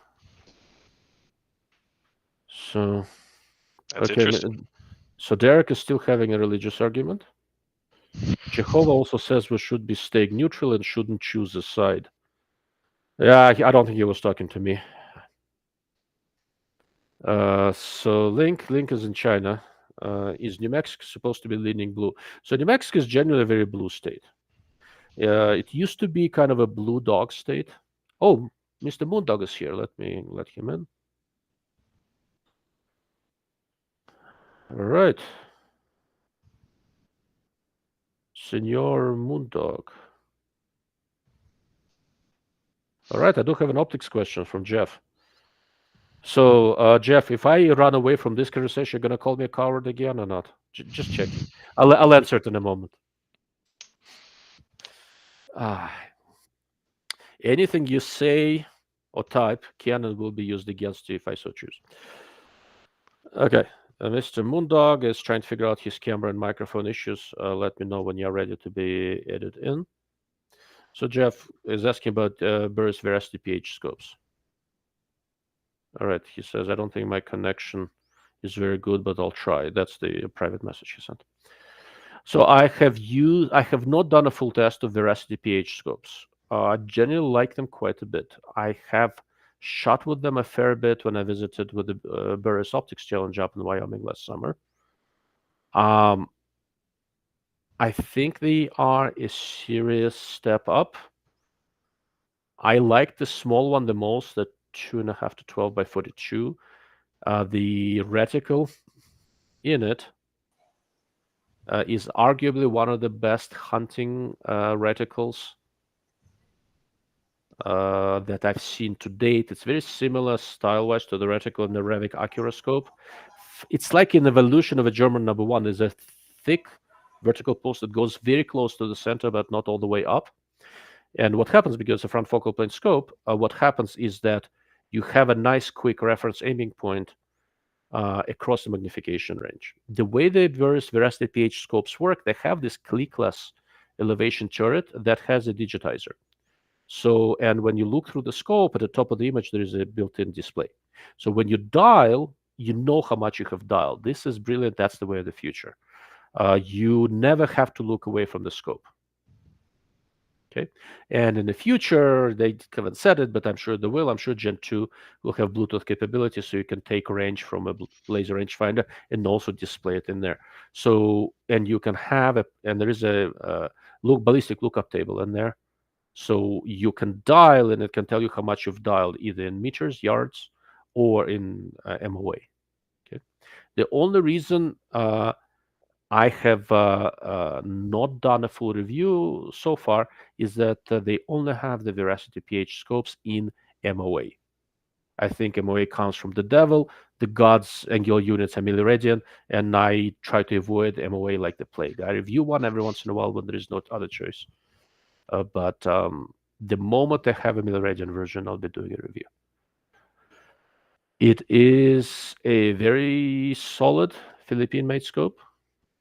And the functionality of the internal display and the digitized elevation turret is a true advancement without having to pay $3,000, $4,000, $5,000 for Steiner IFS or Revit Smart Scope, something like that. Yeah, I've monkeyed around with them, and I haven't even asked if they would send one out because it's an MOA, and I just don't care until it's at Mills. I have no reason at all. I have zero incentive, and I wish that more optics companies understood this. I have zero incentive to take another MOA scope unless it is, I don't know, the best scope, and I just really like something about it. But that one, if it comes out in Mills, I'll be more interested. The next generation is coming in Mills, but what do you think is the mix between MOA, milliradian scopes in the hunting world? In the hunting world, I do think there's a lot more MOA for sure. That's what I see on the. If I had to put it in a number, I would say 70-30. 70% of the guys that I'm running into that have exposed turrets and they're hunting with that optic and trying to do west hunts or whatever, they're still MOA scopes. Correct. That's about right. How about in the precision world? What do you think is the ratio? If you carry an MOA scope into one of our local matches and somebody finds out, everyone is going to laugh, and it is it is uncommon. I would say 15%. That would be with MOA. So in competitions, yes, but people who buy precision scopes to just shoot, it's closer to 50-50. Well, that is a disappointment to me. But at actual matches, yeah. It's slowly changing. All right, Mr. Moondog is trying to join in. Who is calling on the second floor, 202? And he's got a microphone, and now he's muted. Oh, I'm gonna give him a hard time. So I gotta. Sorry, guys. It's just something. I'm I'm at my mother-in-law's apartment, and there was somebody talking behind me, so I that's why I muted myself. Okay. All right. So, all right. Mr. Moondog, I still don't have a video stream on you. I can hear you, but it just says Lumix. and I am trying to turn. I loaded up a Lumix's software to use my camera, but now it's like taken over my FaceTime connection, which is kind of strange. I don't know why it's doing that. Very Sorry, interesting. guys. That's okay, but we can hear you. So Yeah, all right. I'll give you a moment to introduce yourself, but there are a couple of questions here that I want to address real quick, and then we'll let Mr. Moondog introduce himself. I think you've been with me once, maybe it was a long time ago, so you should remind people who you are. Mr. Beardo goes, once you get the Bluetooth connectivity, mil MOA doesn't matter. It absolutely does, because I still have to deal with wind. And I think wind holds in milliradian, not MOA. Okay. Once you have Bluetooth connectivity, even without it, if you dial your range, you can dial your range in yards right now. And then it doesn't matter if it's milliradian or MOA. But if you're going to be dialing elevation and you're going to be holding for wind, and I want to hold for wind in milliradian. That's just the truth of it. And Jeff goes, optically, how does the Veracity PH compare to Razer HDL HT? Razer is better, as it should be. It's a little bit more expensive. All right, Mr. Moondog, I am going to pretend that your name is Lumix. This looks awful. I'm sorry, Ilia. Hey, I'm an equal opportunity abuser. Of course. This I know. Yeah, and you should not be surprised by this. There is no guile in me. I make fun of everyone, including me. All right, how about you introduce yourself, first name, what you're up to, what your channel is about? Of course. Everybody knows me as Moondog, though my friends and family know me as Tom. But everybody on the interwebs and YouTube know me as Moondog, and I have a gun and a review channel for gadgets, as well as a travel channel. So I've got 3 YouTube channels and associated TikTok. I review from the standpoint of a sort of an everyday shooter. I'm not a exceptionally long range or a tactical shooter. My background is, my day job is in advertising, which is the reason why I got into doing filming of my range time, and have the blessing of having about 30 years of experience behind a camera, telling other people how I want things to look like. So that's the reason why most of my videos look a little bit better than your average Joe Schmo there. But I'm got introduced to Ilia at a SHOT Show 2 or 3 years ago, and he is definitely one of my spirit animals in terms of knowledge, gaining knowledge about optics and shooting sports. I think he's just a masochist. I make fun of him relentlessly. Oh no! Hey, and don't worry, Ilia. I spent those last 30 years in advertising in New York, so I'm certainly got a thick skin. So I'd like to point out that you guys managed to stumble on a gun and optics channel where everybody leaves behind enemy lines. New Mexico, Minnesota, and Tom over there. I'm sorry, I prefer to use Tom. Moondog, when used in a sentence, just sounds weird. Oh yeah, I feel he started in New York and ended up in California. Yeah, so the two most, well, I think maybe Illinois would argue the two most gun restrictive states that you could live in. I lived in New York City, which is even more restrictive than New York State. So in the grand scheme of things, I actually, it's a little, I have a little bit more freedom. At least I could buy a gun in California, where in San Francisco, that I couldn't do in New York City without getting a permit, which is a whole arduous process unto itself. Yeah. That's kind of a shit show. Okay, I'm gonna pop the electoral map back up because things are changing again. Yep, pop that sucker out. There we go. So, all right. So Pennsylvania is a little bit more Trump now, so that's good. I assume it's good for Andrew and me. I don't really know where Tom's politics are. If I'm pro-gun, it's probably not for. Yeah. Sorry, I couldn't resist. But right, I Wisconsin. am a registered Democrat here because that's the only way I could have had any chance to vote in the primary here in California. Okay. Ah, so you are the one who voted Newsom in. Now I know. That wasn't me. Yeah. Tell me about it. He's in a Russian-speaking community in California. I mean, my cousin lives in the Bay Area. I know a lot of people in California. I lived in California, in Los Angeles, for 28 years. In Russian, we say, Oh, I'm so this Governor sorry. Newsom. We shorten it to Gov Newsom. And there's a play of words here that basically means piece of shit in Russian, which is very accurate. Yeah, that's good. Yeah. That's Anyhow, what I call Wisconsin, shift. 95% in, and Trump has a substantial edge. I think Trump got Wisconsin. Look, it says, Good for him. all right, so Yeah. more than 95 reporting, and Trump is at 54.7%. I don't think, once again, unless Democrats manage to find a bag of mail-in ballots that they are right now furiously filling out, I think Wisconsin is probably Trump's. I mean, it's not a huge state, and we're talking about what, 370,000 votes? That's a big bag of mail-in ballots. Yeah, that's a 10 point lead. Yeah, Plus. I mean, that's significant. Okay, things are looking up. Let's see what's happening with Pennsylvania. All right, the gap widened a little bit, but only 51% are in, and we'll see what happens there. Georgia, the gap widened a little bit, and 82% in, so that's pretty good. I suspect it still says leaning because of all the mail-in stuff. New Mexico, for the love of God, is still leading Trump. Okay, only 22%. What's the percentage?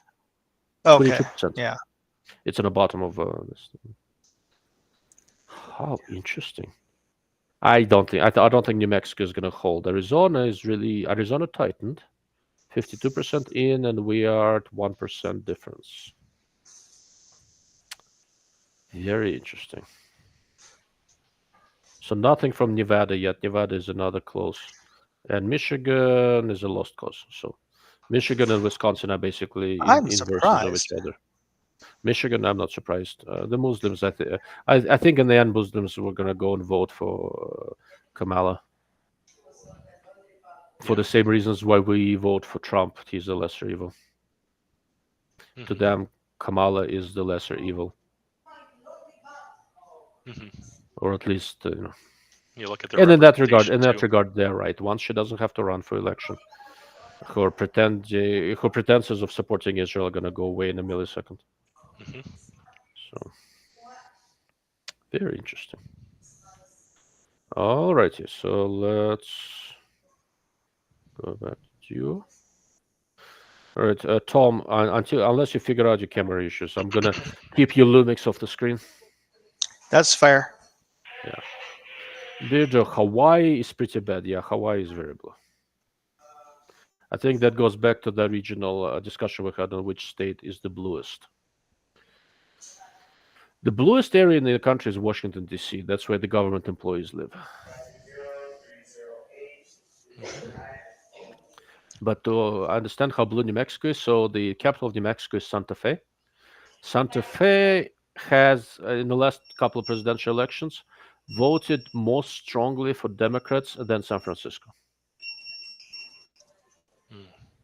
Yeah, so interesting. So Tom, I don't have too many hopes there. Go ahead. Yeah, Tom, I have a question for you. Yo. So I don't know what it's like to live there, and you said it is marginally, but a little bit more supportive where you're living now as to where you used to live comparatively. So can't fall out of the basement. Yeah. So what I guess what kind of shooting disciplines are you engaged with? I see some mixed content on your channel. What kind of things do you focus on in your personal time, your actual shooting time? Mostly rimfire, because the range that is my home range. On the weekends, we are restricted to rimfire because it's next to a golf course and a park. So Is for that the one not far from the San Francisco airport, just a little further correct, south? cor- Okay, yeah, I know just what it out, is. just yeah. Yeah. So it's at the sheriff's department range, but due to a long-standing um, restriction that we can't do center fire on the weekends. Gotcha. Yeah, but But so either most way, of our it's not competitions. a very long range, so. Yeah, and it's the rationale just never doesn't make any sense, because it was a noise complaint, but it's on the flight path to SFO. So Yeah, that does make sense. Are you friends at all with Jonathan O'Cab? no, but this name sounds familiar. Does he have a channel? Yeah. Yep. And I don't remember the name of his channel, which is a Oh, big okay. flop on my part. But anyways, John does a lot of rimfire stuff, and I think he must be local to you, somewhat local to you, anyways. Oh, I should. Well, offline. Let's if you can find the info, send it over to me. I'll try to. I'll reach out to him. He's always welcome to come out and join me in one of the matches we have here. And again, Ilia, I have to apologize. I'm in the lobby of the where my mother-in-law lives. So pardon the noise. Don't worry about it. So you shoot NRL 22 or precision matches or? Precision matches, mostly bench rest, though they do have the falling plates, and they're slowly trying to expand what the offerings that we can participate in. Cool. So what's on your personal setup right now? What are you running? I'm running most for matches. I'm running a pretty much a factory CZ 457 with mostly a tract on top of that, but depending on what I'm reviewing, I might be putting something else on there. Yeah, And I'm doing some stuff for tract right now, actually. yeah, but a lot of times I'll run my my Ruger precision rimfire instead, just because I think it's a little more normie perhaps than the CZ. So I just wanted to try to have content that more people could relate to. Yeah, I understand that.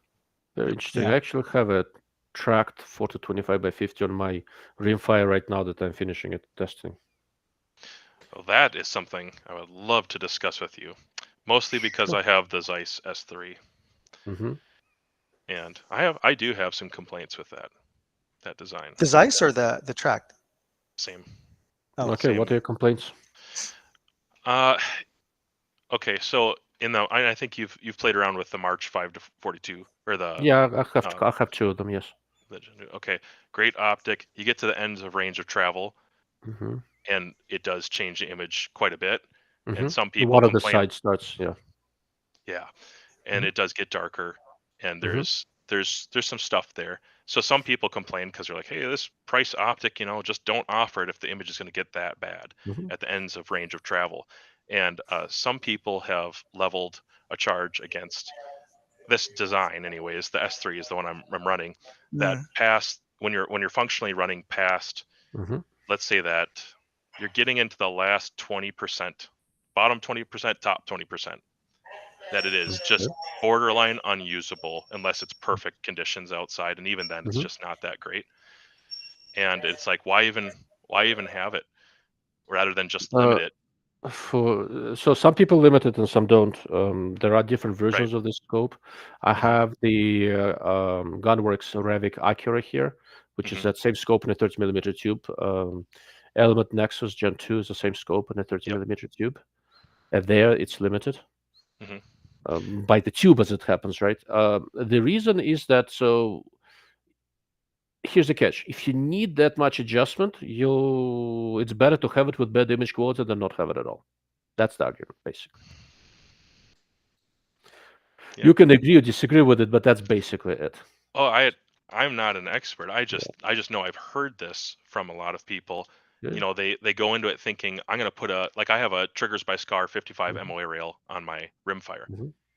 And ironically, I can run the S3 6 to 36 on there Mhm. with less image degradation, full Mhm. range of travel, than I can with the 4 to 25. Correct. 4 to It's a 25. different. It comes down to the objective Yep. system design. So the Yeah. way this works, and I'm not in my studio is another house. The way I live, so I have two houses. I live in one. My parents live in another. I used to live in my parents' one, and that's where my studio is. I just didn't want to do it for the election because we might be here late. If I had my whiteboard, I could draw it out. So the objective lens creates an image in the front focal plane that's substantially larger than what the reticle is. And the reticle is a fairly small thing. It's sitting at the front of the director tube. When you adjust your turrets, it starts moving up, down, etc. When you design the objective lens system, how much distortion and deterioration you see toward the edges depends on your objective lens system design. You are creating a sweet spot of a certain size out there, and making it large is complicated and expensive. Okay. And this is precisely the way I don't like the Voodoo 525. It's a very short optic. It's really 525 by compact. 50. Yeah. Yeah, by 50. So because and the 4 to 25 from LOW is also relatively compact scope, and the objective lens was not designed for as large of a sweet spot as several manufacturers are choosing to use. It's just a choice. Yeah, absolutely. And they have to come in at a price point. Correct. And if you try to make it a more sophisticated objective lens, it's going to cost you. Yeah. Right. With March, so March 5 to 42 has the same problem. It's a little bit less severe, but it's there. It's also short and light, and it has a pretty large adjustment range. But they made a Gen 2 to make this off-axis performance a little bit better. They actually redesigned the objective lens to clean it up a little bit.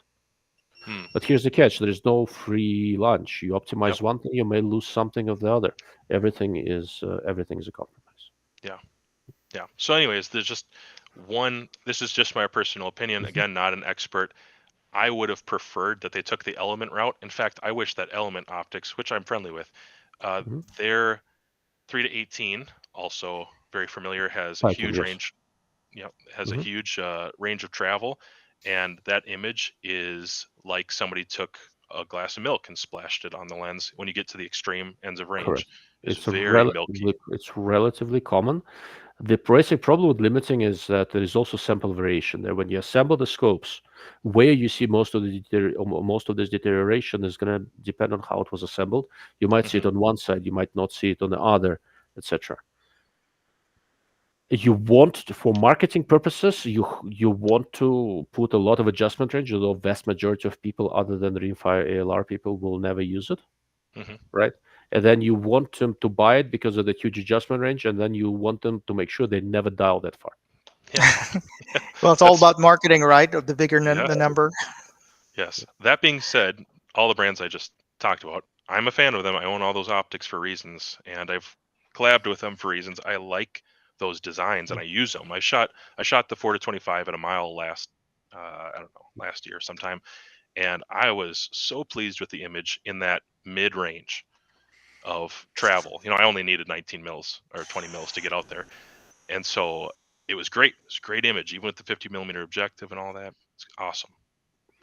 I end up on the side of don't market it that way, because then all these people start getting them and they're like, oh geez, can't even see that. It's damned if you do, damned if you don't. Yeah, I guess so. Yeah.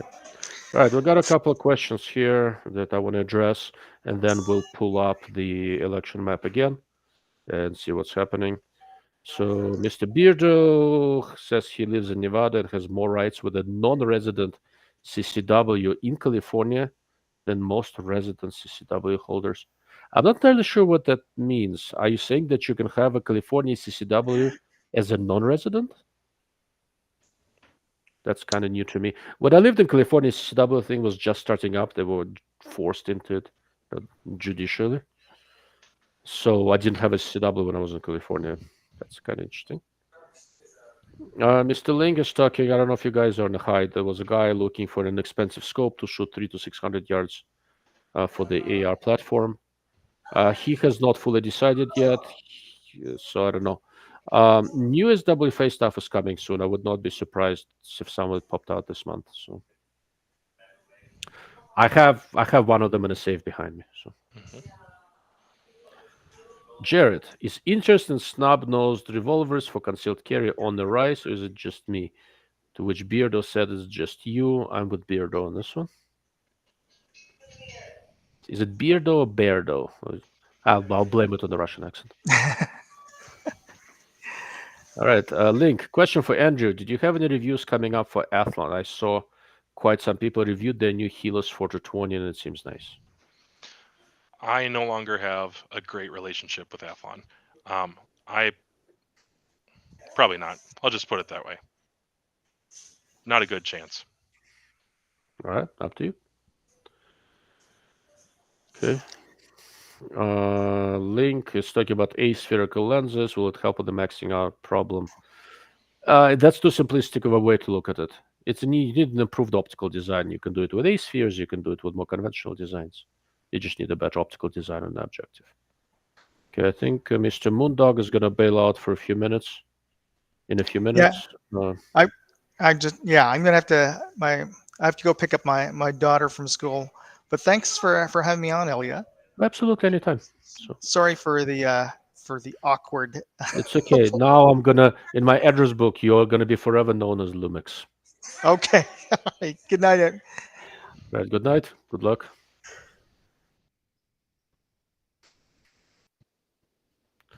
Oh, interesting.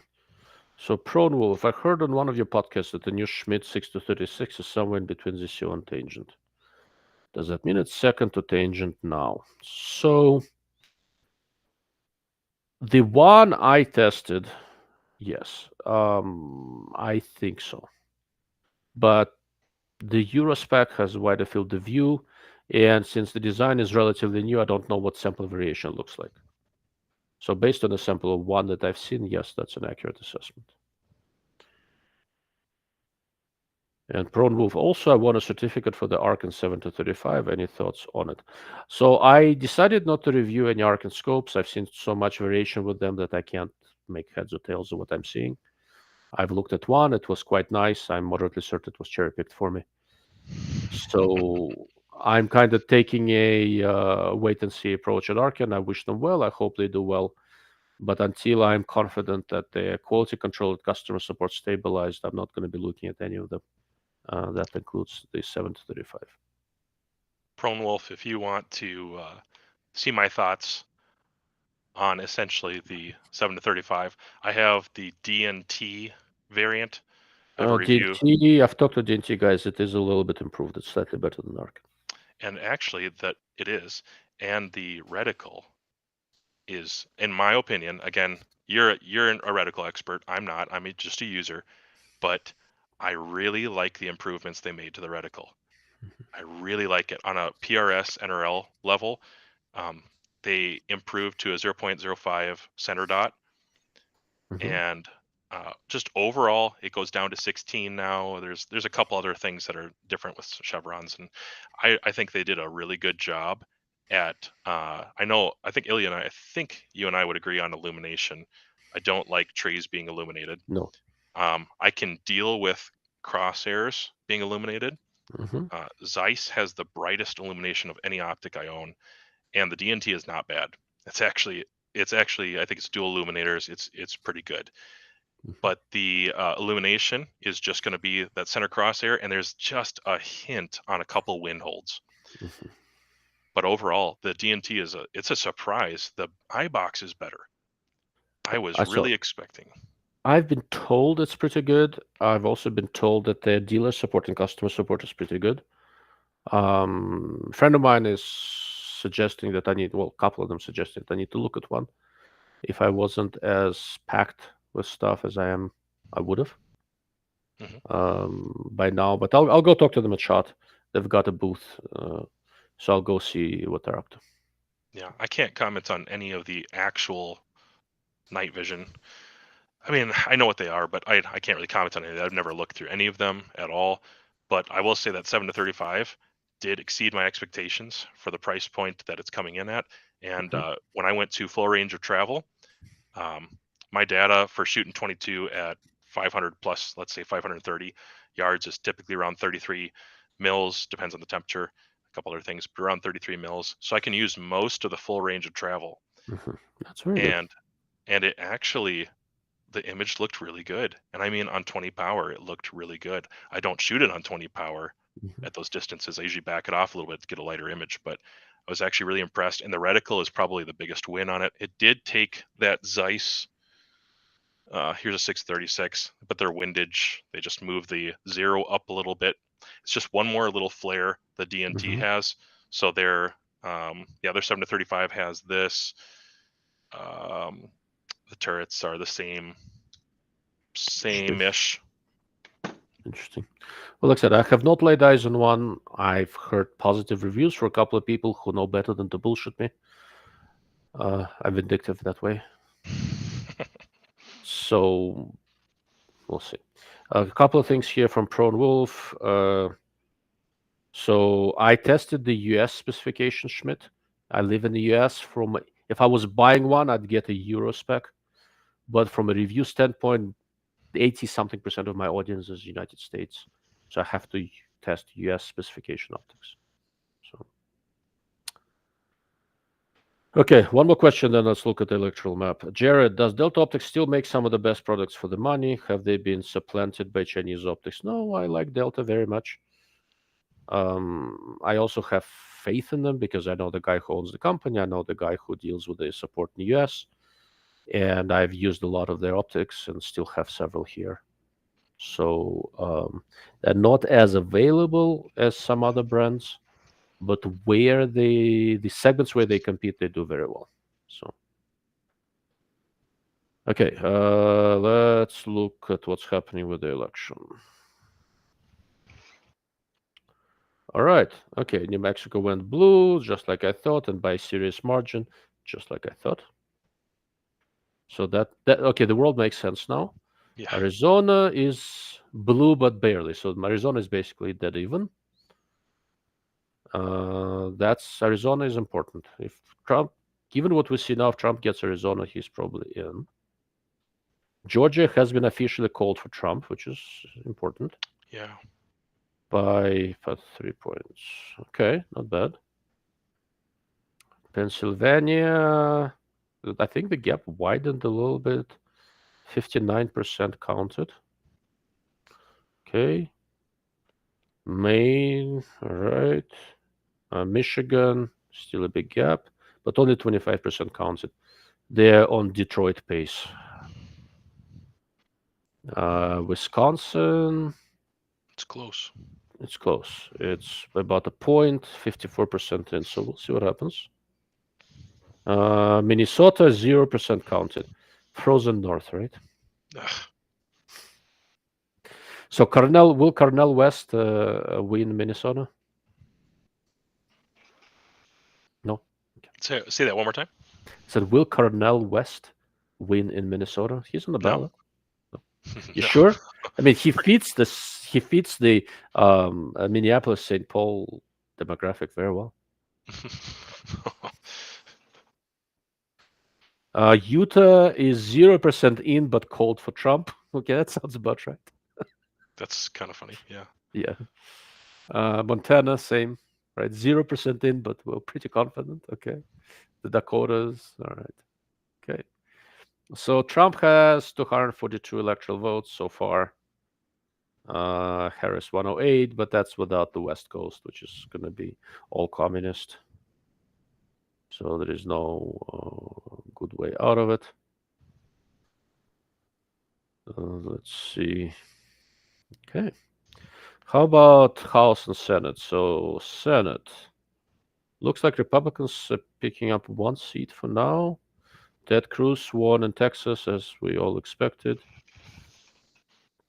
New Mexico, naturally, Heinrich, he's one of the most left-wing, most anti-Semitic and anti-Israel senators in Washington, D.C., and that's a pretty high bar to clear. It's not so easy, and he's clearing it in street shoes. Unfortunately, he's going to win, which is a shame. Arizona, not surprisingly, Kari Lake is going to screw this up again. She is like Trump. She says a lot of shit, except she doesn't have Trump's charisma. Yeah. Yep. Nebraska. Purple. Leans purple. So how do you lean purple? Like, is Dan Osborne not a Democrat or something? Oh, he's independent. That's why it's purple. How interesting. Okay. In the House, right now, Democrats are down 2, Republicans are up 2. Now, that's interesting. Huh. Naturally, in New Mexico, Melanie Stansbury is going to win. She's awful. So that sounds about right. Arizona. What's happening in Arizona? Paul Gosar won. That's good. By the border, that's illegal immigrant central. Okay. Texas is red. Okay, so this is not terribly surprising. Okay, let's go back to national map. Okay, so what's happening with Montana? I mean, so explain this to me. In a presidential race, Montana 0% in, but it's already called for Trump. But in the senatorial race, it's 0% in, but they're not calling it for Team Sheehy, and he's way ahead. That doesn't make sense. No, it does not make sense. So it's not just me who finds this weird. Okay, just making sure. No, but I honestly, I'm not a political expert. I don't study enough of this. Okay. So during normal times, I intentionally restrict how much politics I take in. Yeah. Because it can be really all-encompassing and overwhelming. Yeah. But every 4 years, I pay close attention. Yeah, it's a pretty toxic conversation if it's your whole life. Very much so. The problem with politics. Let's get the map off the screen. Mr. Prone Wolf is watching from Alaska. How interesting. We better be red. Alaska, yeah, Alaska is weird, but hopefully. One of the problems with politics, the way it is right now, is that the two sides never talk to each other, and that's a fundamental issue. So for my day job, you know what I do for a living, right? Yes, no, maybe. I had assumed that you are an optical engineer or trained as an optical engineer. So my background is applied physics. I'm not technically not even an engineer. My undergrad's applied physics from Caltech. Then some years later, I went and got an MBA. So I'm half technical, half not. For my day job, I run a US subsidiary of a Israeli electro-optics company that does all sorts of test equipment. Okay. We make equipment, test and calibrates all sorts of fun stuff, like every missile you hear of in Ukraine and Middle East. Every time something hits a target and blows up, I had something to do with it. Mm-hmm. But and for fun, I play with rifle scopes. But we do rifle scope testers, among other things. We do some of the rifle scopes you see out there. I actually test and calibrate at our equipment. The vast majority of non-Chinese thermals, we had something to do with, etc. My specific field of expertise is more generalized targeting systems, but more thermal and night vision than day optics. Day optics I picked up because I was interested in rifle scopes. So okay. So that's kind of that. How did I get on this conversation? Oh, we were talking about politics and politics. how, Yeah, correct. So I run a small company. I have a small number of employees. I have 10 employees. Because we do things with the military, the U.S. subsidiary has to be run as a separate company. Technically, I have a boss 8,000 miles away in Israel, but for North America, I'm in charge of that. I make it a point to not ban political conversation. The one thing I require is civility. Mm-hmm. We can talk about politics, religion, talk about whatever the hell you want, as long as you can come out with it, even if you disagree, not hating the other guy. Mm-hmm. The fact that everybody's afraid to have a discussion only makes everybody more polarized. Everybody ends up stuck in their own bubble. And the less you talk to each other, the more stuck in a bubble you are.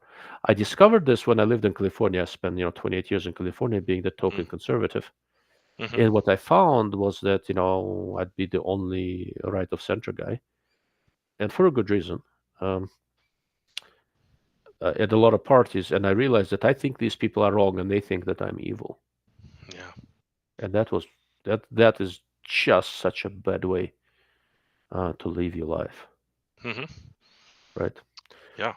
That was my first exposure where I really figured out that the left's appeal is primarily emotional, and it's very, very hard to argue with this with an emotional drive. I wrote an essay a while back. Probably need to update it. I think I titled it "I Think I Feel." And the point there, every once in a while when I can't sleep at night, I'll go write something philosophical just for shits and giggles. And the point there is that the moment when I have a discussion with somebody, I'm going to say, well, I think, and fill in the blank, right? If I get an answer from someone that says, well, I feel different, we can no longer have a discussion, because if you feel, if what you're going with on this is feelings, then none of my logical arguments are going to work, right? Mm-hmm. You can discuss and think and share and try to convince somebody who thinks. Feelings can be shared, but you can't change them. They are what they are. Mm-hmm. And that's a very significant and fundamental problem, honestly. And that's why in psychology, when somebody says, I feel this way, the next question is, what makes you feel that way? Yeah. Why do you feel that way? How did you arrive there at that feeling? And that's the psychoanalytical way of helping people understand you didn't say anything when you said, I feel this way. That really didn't Unfortunately, explain the anything. vast majority of psychologists out there disagree with you. Well, I think you're right. I think a lot of them are starting to go Yeah. that way, but at least 15, 20 years ago, that was like status quo, push them beyond Everyone, the so I feeling. have some psychologist friends, and every once in a while I look at some APA guidelines. You're very much in the minority on that, unfortunately. That's sad. APA as an organization has done arguably more harm to American society than almost anybody else. Yeah, they're not done yet either. Well, we'll see. All right, so I'm looking at the electoral map again, and so far I'm not seeing any real changes. Yeah. So Yeah. far so good. How about if we don't have any other questions from your viewers, can I ask you a Mhm. question? Absolutely. Okay, so I'm not going to ask you more about the track thing because you have a video You coming out. can. Well, Okay, Mr. Northwest Guns wants to join us. Let him in, yeah. and then Yeah. please continue with your question. All right, Derek, you're in. Once your camera and microphone are up, let me know, and I'll add you to the stream. Okay, go ahead, Andrew. Yeah, I want to ask you more questions about the track stuff because you have a video coming Mhm. out, so we'll watch that and hear what you have to say. But when it comes to binoculars, so I'm using their 12.5 Mhm. the next couple weeks. Whitetail is opening up here on Saturday. Looking forward to that. I like these. Generally, these have been pretty good. One thing on all binoculars, and I don't know if this is just a noob thing where I'm Mhm. newer to binoculars. These standoffs Mhm. for setting your eye depth there off your brow, these move just way too easy for me. And I find this on a lot of binoculars. It is unfortunately relatively common. So a lot depends on how you hold the binoculars. It sounds like for stability, you press them in a little bit into your face, and that's So where you they can see collapse. the profile of my face, the way that I have to wear these. Typically, because my eyes are in a little more, I Yeah. do have some standoff there about the first position. Yeah. And if let's say I'm not actually on a tripod, if I'm actually going to try to free hold these, Mhm. yeah, it does seem to collapse them a lot in my face. So And I yeah, so find that a lot. for me, it's usually not a big issue. My eyes are not deeply set, so I end up moving the eye cups all the way out on almost all binoculars.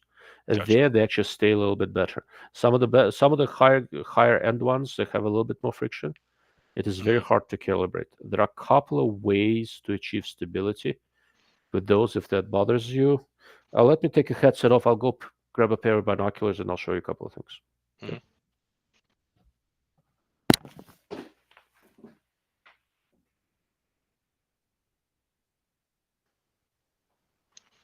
So Prone Wolf, where are you at in Alaska? What's home for you?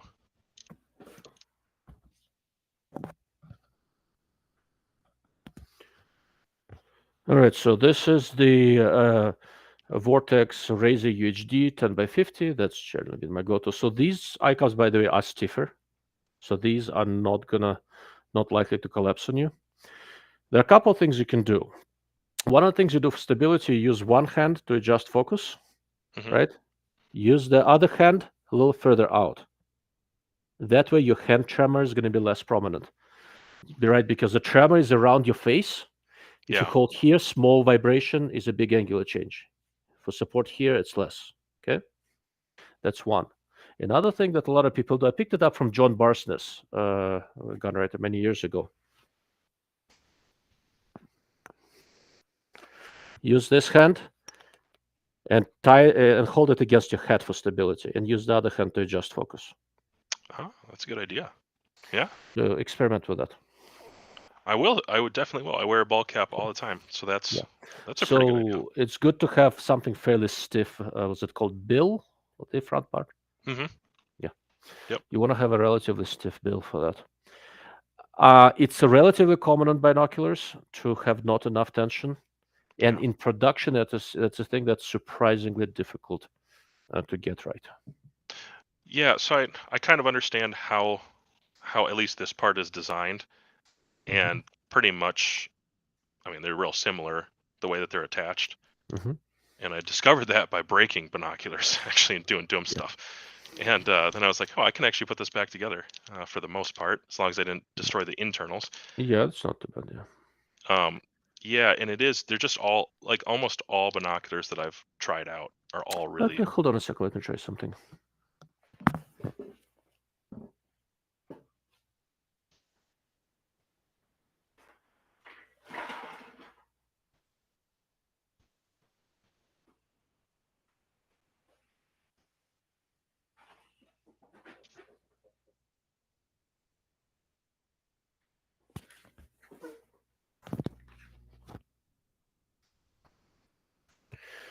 So this is a tracked 15 power that I use occasionally for pronghorn and stuff out here. I just want to see. Yeah, this is a much lighter eye cup. So you're on the first click away from. Yeah, I typically am one click out. Okay. Interestingly, this one, when I press it against my forehead, does not collapse. So I think it's just sample variation. Yeah, they're less stiff than the Razor, but it's not too bad. Yeah. What about focus wheels? This one, the focus wheel is actually good. I'm fine with it. I like this one. So the tracked toric binoculars are proving to be more or less the minimum where, yeah, I know there is stuff out there that's better. I mean, I have stuff that's better, but I'm not really driven to go and grab something else. They're good enough. So. Okay, Mr. Vuru. I'm not even going to try to figure out how Americans pronounce that. What IEMs are you using? What is IEM? I don't know what that stands for. All right, would you mind clarifying what IEM is? I'm curious now. Before we move on, hold one other thing. So there are 3 people who are watching us from locals. We're at about 1 hour and 53 minutes in. At 2 hours, locals is going to kill the stream. The way my community is set up, they're not letting me do a longer stream yet. We'll still be on Rumble, X, YouTube, and Facebook. So if you want to stick with us as we go through this, just switch to another platform. Go ahead, Andrew. Well, if nobody else has any other questions. Derek, you're still muted. Are you up or what? Okay. All right. He's here. I'm sorry, let me add him on. Yeah. Okay. See, I shaved everything off, but he grew a beard. Yeah, you don't want to know what would happen if I shave my beard off. Yeah, the wife is very mad. You start looking 12? How's it going? Right. You wish. Okay. Absolutely. Oh, okay. In-ear monitors. All right. So This is a gaming headset. It's from a It's called the Tusk by a company called Steel Series or something like that. I just got them. It's the first time I use them. I do a lot of live streams while I travel. For my day job, I have to travel a lot. And I was looking for something very compact that I can travel with that still has this microphone boom. Yes, everything else I've seen that picks up sound closer to your ears does not play well with my accent. And now it sounds like you guys can hear me quite well. So it's the first time I'm doing live stream with this thing. I'm quite excited. It's gonna go in my work bag. I have other headsets and stuff at home and microphones and all that, but for travel, this looks very promising. It's not very expensive, about $50, so it's not too bad. Oh man, No, that it's is not cheap. bad at all. So for listening to music, the sound quality is not the best. It's decent, but it's not the best. But for what we're doing here, for speech, it works very nicely. Okay, so most of you here probably know who Mr. Northwest Guns is, but I'll give him a chance to introduce himself, and then I see there is a question to address. Derek, go for it. Okay, so my name is Derek. I'm from Northwest Guns. Technically, I live in the Southwest. I do a lot of long-range precision shooting and precision rifle series competitions and a lot of field matches. I build most of my own precision rifles, as you guys can see back here on the wall.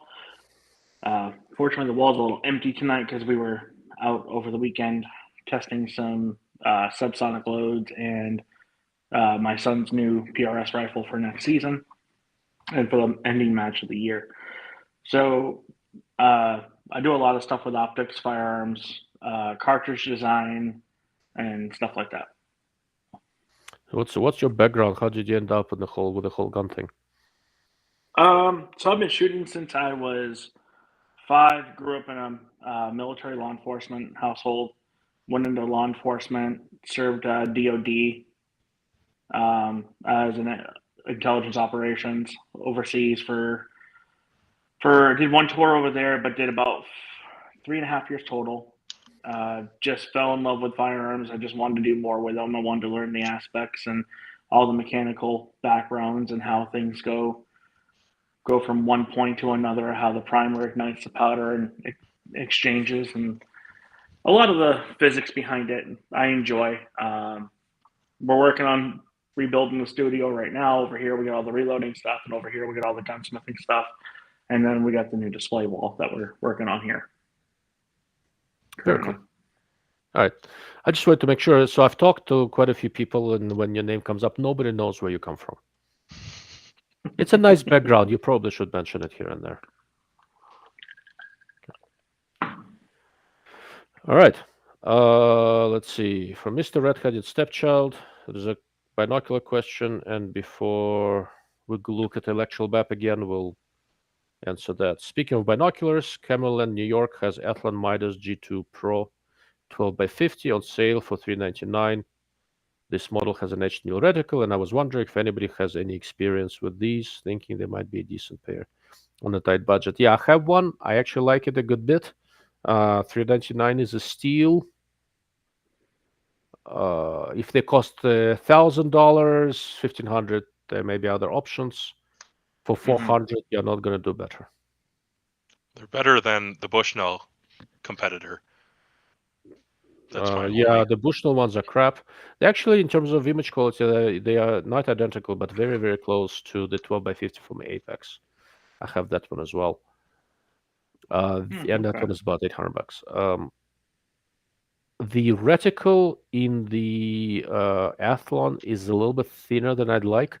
So I helped them design that reticle many years ago for their spotting scope. And then they used it with a couple of small modifications in the binocular. But it is pretty thin. I can use it, but keep in mind it's on one hand thin is good. It's not super obtrusive.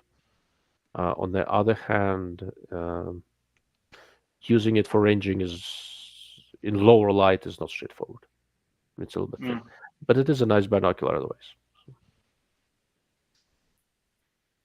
So Andrew, it sounds like you have one, or at least have seen one. I've used them at comps. Yeah, I mean everybody everybody switched probably a year ago to everything with a reticle. Even like I've got a Zerotech 20 to 60 here with a reticle. It's just a monster. This thing's huge. But everybody switched at comps. I haven't looked through a pair of binoculars without a reticle in a while at comps anyways that are local to me. And those are super common. Actually, I see a lot of the Bushnell, and I got to be honest, I just don't like that Bushnell. I had three guys that I knew that had to send them back. They were out of what is it called? There's a word for this, and Ilia would know what the word is, but the ratio was off anyways. There's something that was off there. Between the two barrels? Yeah. Yeah, okay, yeah. So it's collimation. They were not collimated to each other. Yes, thank you. Yeah, it's extremely common for them. It's just a shitty binocular design. Yeah. And so I'm just not a real big fan. In fact, I'm kind of on a Bushnell thing right now. I've had a few Bushnells fail, and I'm just done, actually. Well, Bushnell's sort of imploding. Customer service vanished. The company was sold. They're splitting up. Those Bushnells are not optic right now. That I will not touch anything from Bushnell until I have some confidence that the company is actually alive. I'm super frustrated with that. Yeah, I'm super frustrated with them. I had a couple deals set up before they got their new marketing thing. Those fell through with the new marketing thing, which happens. I mean, it is what it is. I'm a tiny channel. I don't have a huge pull. But the optics that I had broke, like from very average use, and I can't get any support. I'm going on 8-9 weeks without any response anymore. Yeah, that sounds about right. I'm just super frustrated with them. Like I said, it's right now Bushnell's kind of a shit show. So again, I'm just taking a wait and see approach. I was gonna say I bought a pair of Bushnells about 2.5 years ago. They were like $150 pair of binodes. I've beaten the crap out of those things, and they still work. So, and they work and the thing is, down here we're not shooting past like 900 to 1,000 yards at a match, but I plan on upgrading next year. I don't know if I'm going to get if they're going to be GPOs or if they're going to be Vortex. Oh, did GPO guy talk to you? Yes. Okay. Good. Does GPO have a 12.5? Yes, they do too. They have 12.5 by 50. Yeah. Okay. See, the other for the hunting side of things, like for varmint hunting, like coyotes and stuff like that, I actually want to pick up that Vortex Crossfire 12 to 36, that new little spotting scope that they have, so it's backpackable and stuff. I've been looking at that one lately. Probably sometime after next year. Do you have a networking connection with Vortex? No, I don't. Okay. That's an interesting spotter. Oh, okay. Not gonna lie, I got a couple Vortex scopes. I absolutely love them. I got a Gen 3 and a Gen 2, 3 to 18 that I absolutely love. Those are my two big high-end scopes I'm currently using. There's nothing wrong with it. Other companies like Element, GPO, stuff like that. I shot Element for years, and phenomenal scopes for the price. Weren't you doing comps with a 3 to 18? Yeah. For a while. 3 to 18 Element, and I'm doing it also with the 3 to 18 Gen 2 Razor. I like the 3 to 18 range just because if you actually got to use your rifle to try to spot targets, you got so much more field of view than having like a 6 or a 7 magnification. I don't know that. That's why I really don't use my Gen 3 for PRS. I keep that one for field matches where I know we're going to be going up it's like 1,000-yard minimum, and that works great for that. But like the 3 to 18, the 4.5 to 18 is like perfect for me in the PRS realm.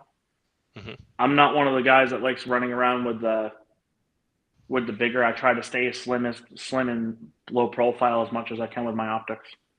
How heavy is your PRS, like your main rifle? 18 pounds. Really? That's light. Yeah, I don't. Well, the thing is, my son has an even lighter rifle. He's got like a 14-pound rifle. Wow. So Yeah. he likes shooting the lighter than I do. 18 for me is right around where I like to be. And Yeah. I don't put a lot of weights on my rifles. I try to balance it out. So like, and you put the rifle up on the system, bipod and everything, because I rarely ever take my bipod off unless I'm like going in and out of the barriers and stuff like that. If it's like the small hole system like we had up in Montana, but down here, there's no need for me to have my bipod off my rifle. So I just counterbalance everything and try to set my goal to that. Now my field rifles, on the other hand, 20 and a half pounds is where I'm usually at with those, just because I don't want to feel the recoil as much, because you're shooting 100 rounds like that the first day, and then the next day you're shooting like 60 to 80. Mm-hmm.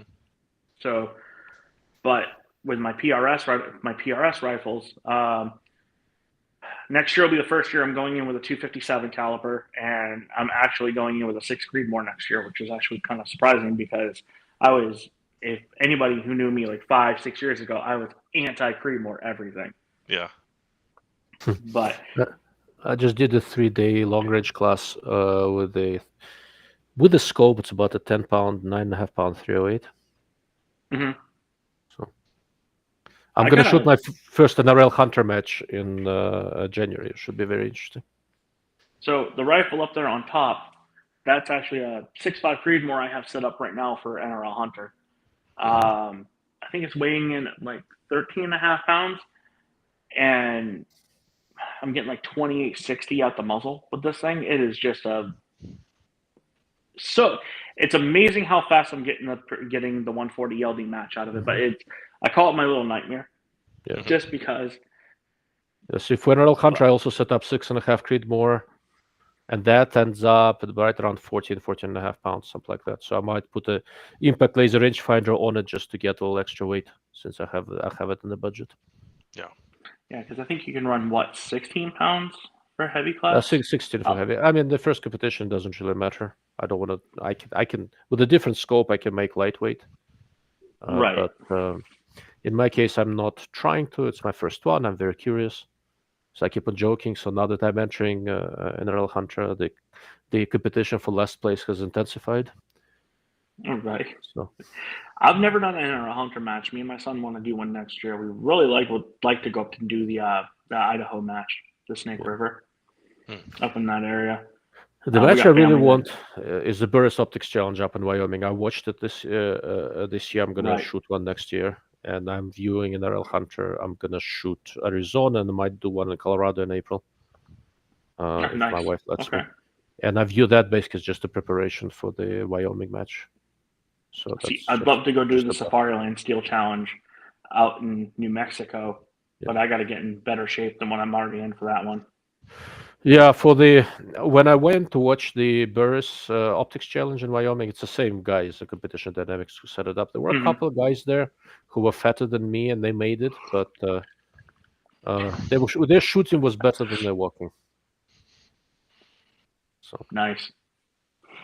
Yeah, the winter backpacker matches up north, you are not. You're going to go with an ultralight build, like more like an NRL Hunter kind of setup, like what you're talking about. And those matches are more about trying to deal with extreme elements and wind at the end of the day. So it's, if you're shooting off tripods and stuff and you're not worried about balance on barricades, not so much of that kind of thing, at least where I live.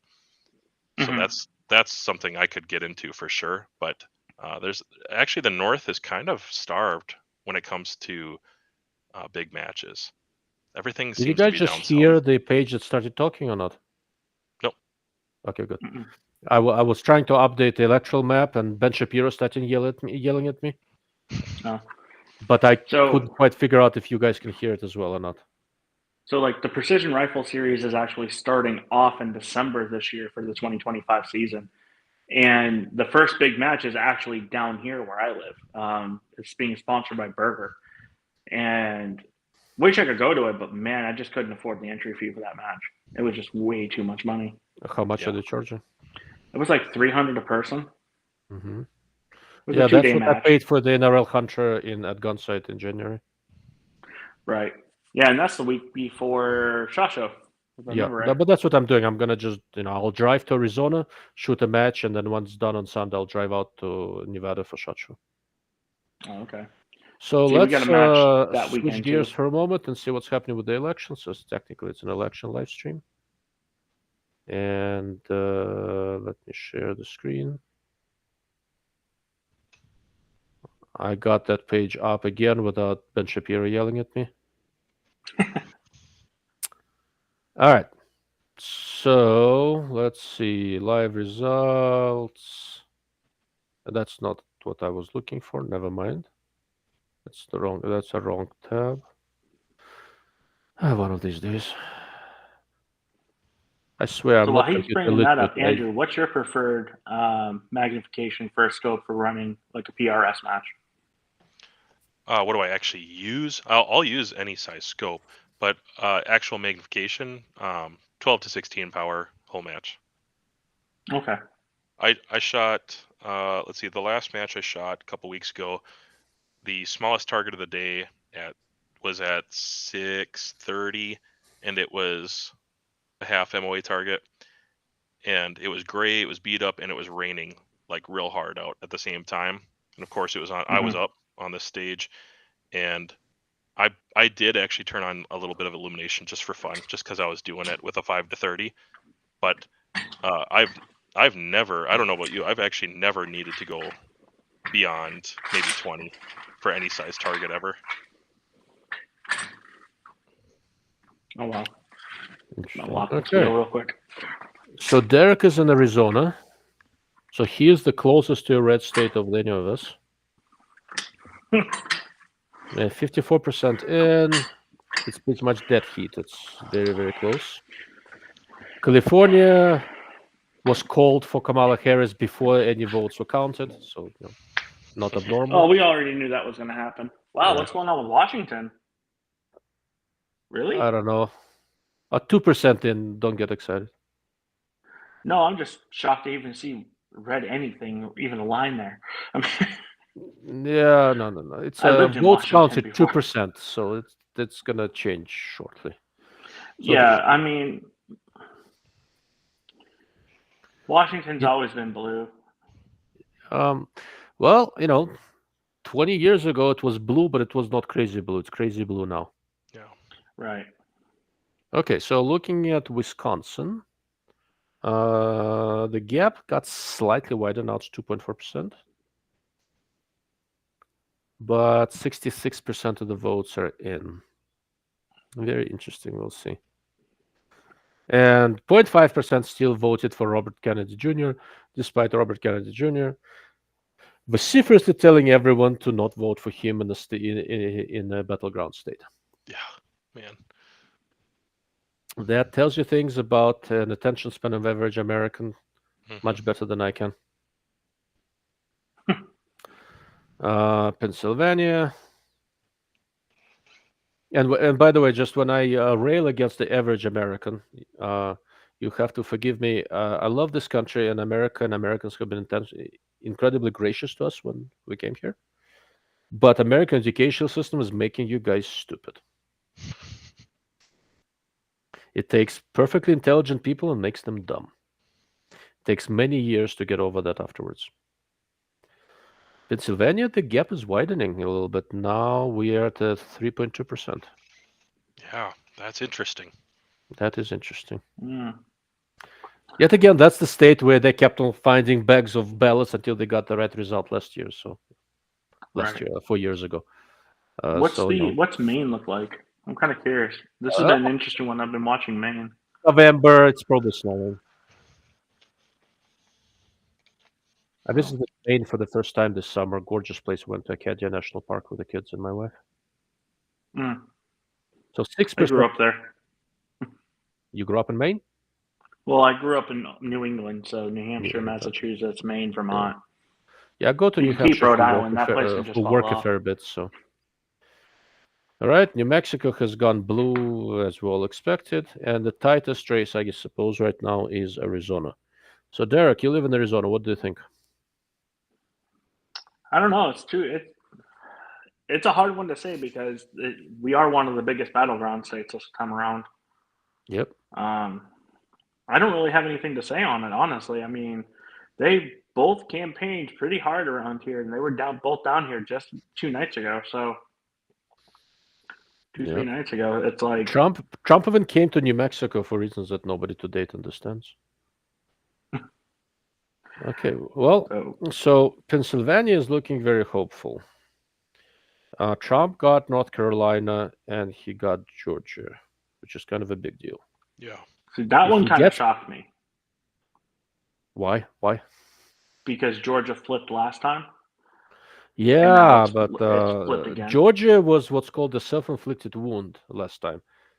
Trump was dumb enough to go and tell people that it's all a scam and to not go and vote, right? That's how he lost Georgia, and that's how we lost 2 senators to Georgia, in Georgia. That was just Trump saying things without thinking about them. We had a discussion on that earlier that you missed. Gotcha. So if he gets Pennsylvania, it's probably his. What is it? How many percent? What's the percentage of votes counted for Pennsylvania? 74%. Really? There's already ton. But we don't know where the mail-in stuff stands. Right. And what dead people registered? No, that's Chicago. Oh. Is it Philadelphia also? Well, it's Pennsylvania. It's Philadelphia. Okay. How does Nevada usually go?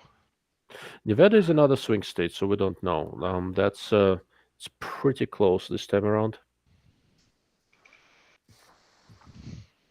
Like Nevada's kind of like Texas. Your city areas are going to be. How many electors does Pennsylvania have? Does it say anywhere? How interesting. That's the one thing they don't list. Okay, I can look it up.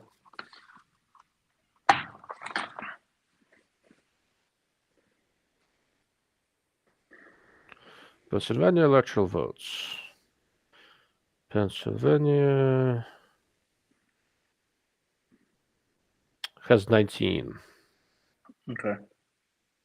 Okay, so Trump already has 246. He needs 24 more to win. So if he gets Pennsylvania and any other state, he's in. Any other state, basically the options are, well, Maine is not enough. Maine, I think, is only 3.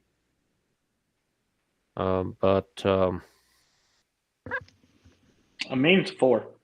4 still is not enough. No. Wisconsin, I think, is 7 or something like that. Arizona, yeah. If Trump gets Pennsylvania and any other state, Nevada, Arizona, or Michigan got tighter. How interesting. Now it's 2% difference. That's unexpected.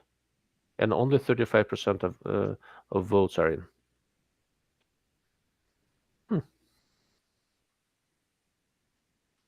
That's very interesting.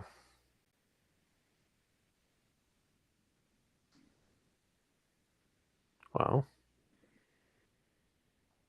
Well, so I don't know how you guys started, if you were optimistic or pessimistic about Trump's chance. Derek, where did you start the night? Were you optimistic or pessimistic? I'm neutral.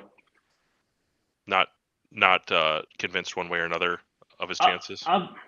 I've been really trying with this whole political thing this time around, just being completely neutral, not trying to get involved with it.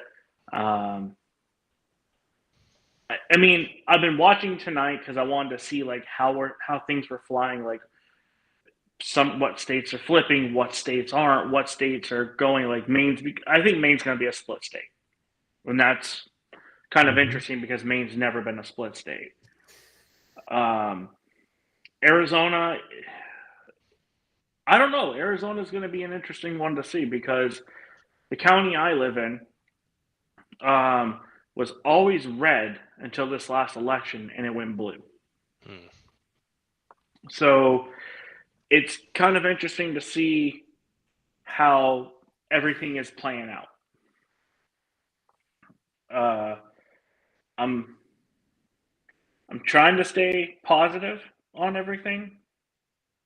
Like, I'm in looking at the U.S. Senate results right now for my state, and I'm not really too happy about those, but it is what it is. Because if we get the senator in that we're getting at, if this guy gets elected, he's very anti-religion, and pretty much he in a conversation that got recorded and released inside the state that was used was anybody who's a religion can go fuck religion and can go fuck prayer. I don't care. You can go believe whatever you want. So for me, that's kind of disrespectful. So I was trying to follow more local politics this time around and not the presidential one, because I didn't. I did it last time and I just got completely pissed off with the whole thing. But it was a nice way of saying it. And last time around, we did like an 8.5, 9 hour live stream. Yeah, we're not. Just before you get your hopes up, we're not doing that this year. Oh no, I'm glad we're not. I got to be up at 4:30. I got to pick my son up at work. Yeah, I need to be up at 6, get the kids ready for school, and then I need to get to the airport by 10 in the morning. But the whole biggest thing out here in Arizona has been like this whole abortion law thing, and it's like it's stupid. It completely is stupid. On everything out here about it, and it's just it's annoying. It really is, because I'm just trying to be neutral, because not trying to go back. Well, I'm gonna say, because in biblical days, it was you were told to be neutral, just stay neutral and don't choose a side. So that's how I'm trying to be with this election.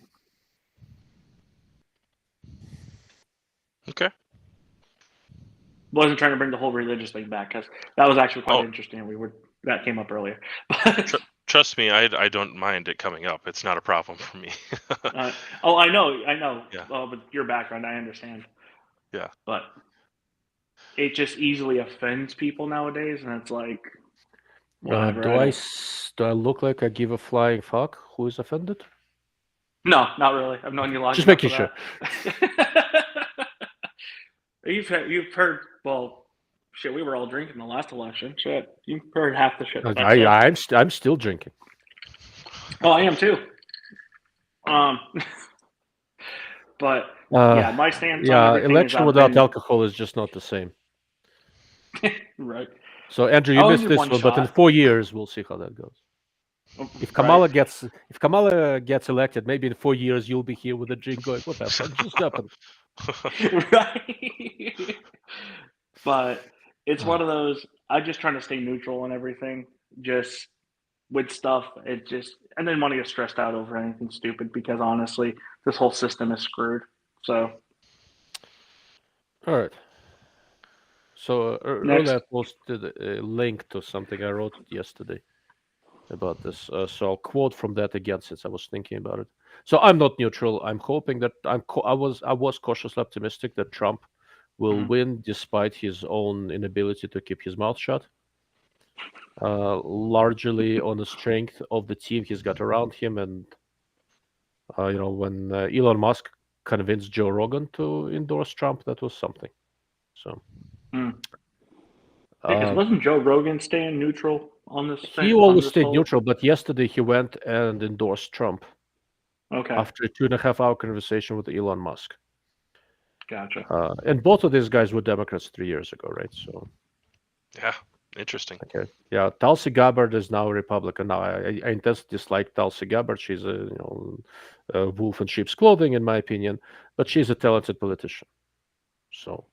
Oh, that's like what's his face? That senator up in Utah. There used to be a senator in Massachusetts that was in the Democratic Party. Now I can't remember his name. Mitt Romney? Yeah. Yeah.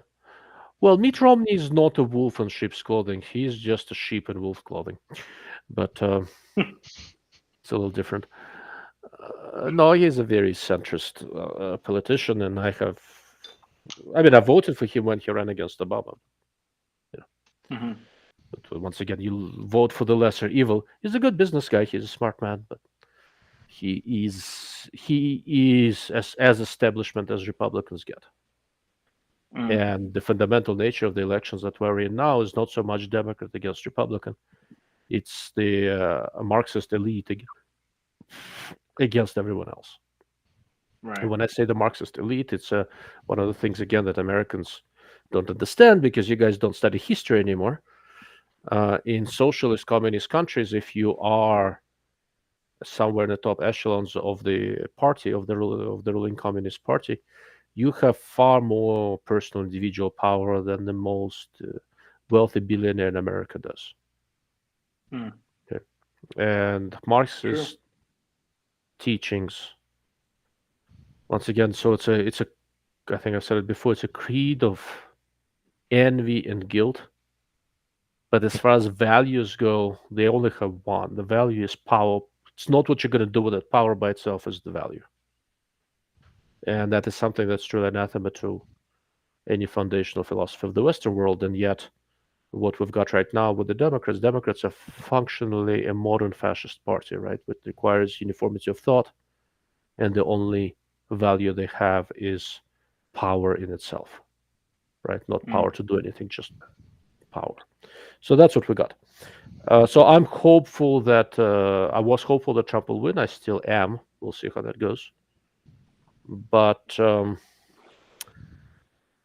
as far as, on the other hand, I think both sides have been over dramatizing the situation more than a little bit, right? We don't know who's going to win. We can make all sorts of wild ass guesses, and we can have hopes and dreams that will either be shattered on the rocks by tomorrow morning or maybe not.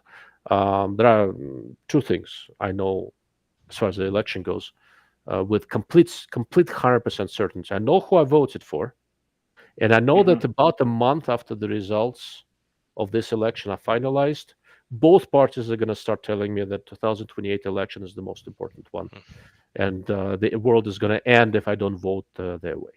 So,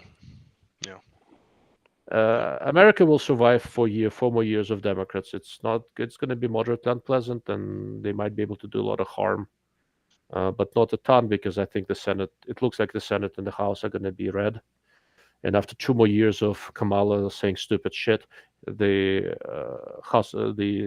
Congress is going to be even more red in 2 years. So yeah, they'll try to do a lot of stupid shit. They won't be able to do too much. Where the Democrats will do the most harm, if they manage to get the White House this time, is foreign policy. That's where the president has the most purview. And I care about that because I think this isolationist streak on the right is very misguided. You can isolate yourself from the world all you want. The world is not going to isolate itself from you. So on the foreign policy, I actually believe in fairly muscular foreign policy. Again, since I used to live on the other side of this. So that is not good. 4 more years of Democrats will do a lot of harm internationally. But domestically, most of the stupidest stuff they might try is likely to not go anywhere. So America is going to be fine, but it might be a little painful for 4 years. So. All right, on that said thought, what's happening now? So no real updates. Arizona is still a toss-up. Wisconsin went even more for Trump, slightly 71% in.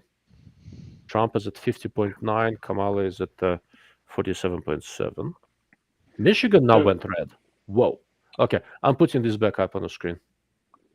So this is the one thing that I don't understand, because it's like every state is different. It's like, when do they actually call it at like what percentage? Because nobody knows. It's there's no hard rule for this. It's whenever somebody feels confident, and then they reserve the right to change their minds.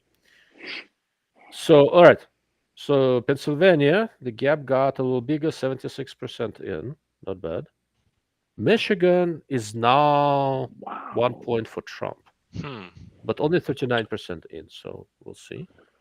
So if you actually looked at Arizona and how the voting is going on it, it's actually quite shocking to see northern Arizona is blue. Well, Flagstaff is. It's a university town.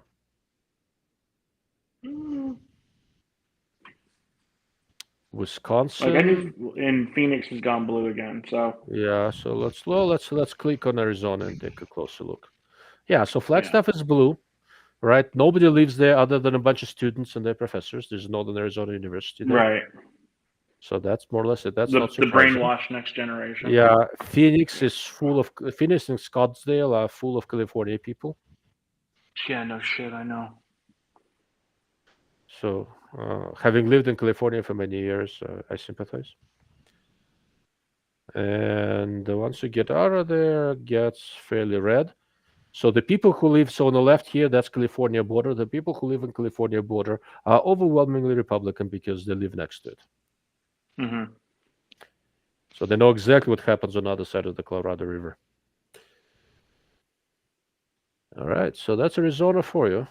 And it's, let's see, 55% reporting, and it's a dead heat.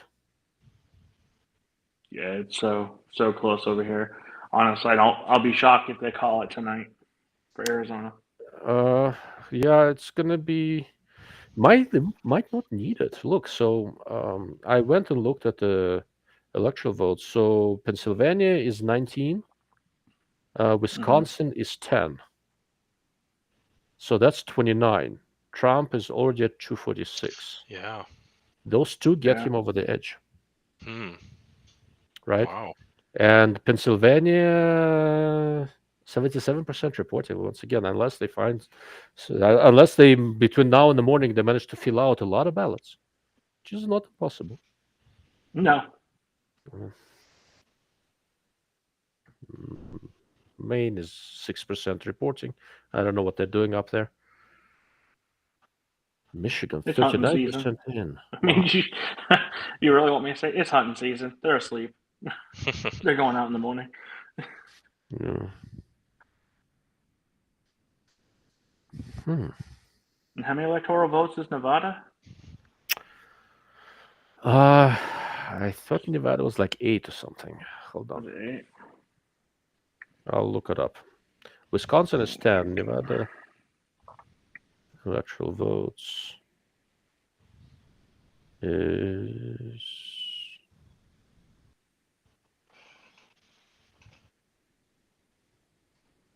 okay. Hold on.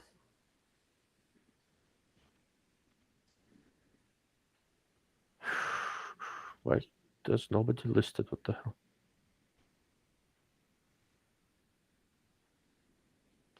Okay, let's do a different search.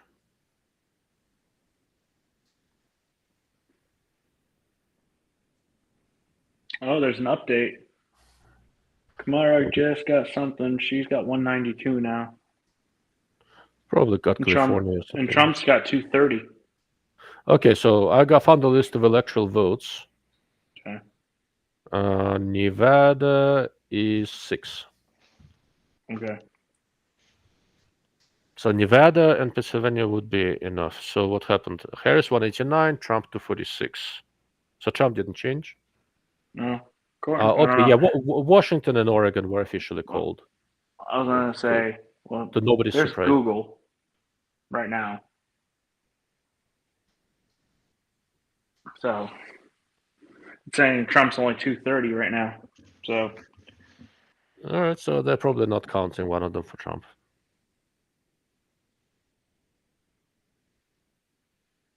So 230, 16 was around that. So did they show you a map? Which states are they not counting for Trump that are right here? they haven't counted Nevada. Okay, Nevada is not counted here either. No. That's about the only one that's not counted. Well, and then Pennsylvania, Michigan, Wisconsin, Yeah, Georgia, those and are still Arizona are all marooned. Okay, so Georgia they're not counting. That's why. Okay. But it's 94% in, and Trump is up by 2.7%. It sounds like they're calling it for Trump. Gotcha. Well, this is interesting, folks. So, Derek, what are you doing here? You should be out there corralling the votes and stuff, no?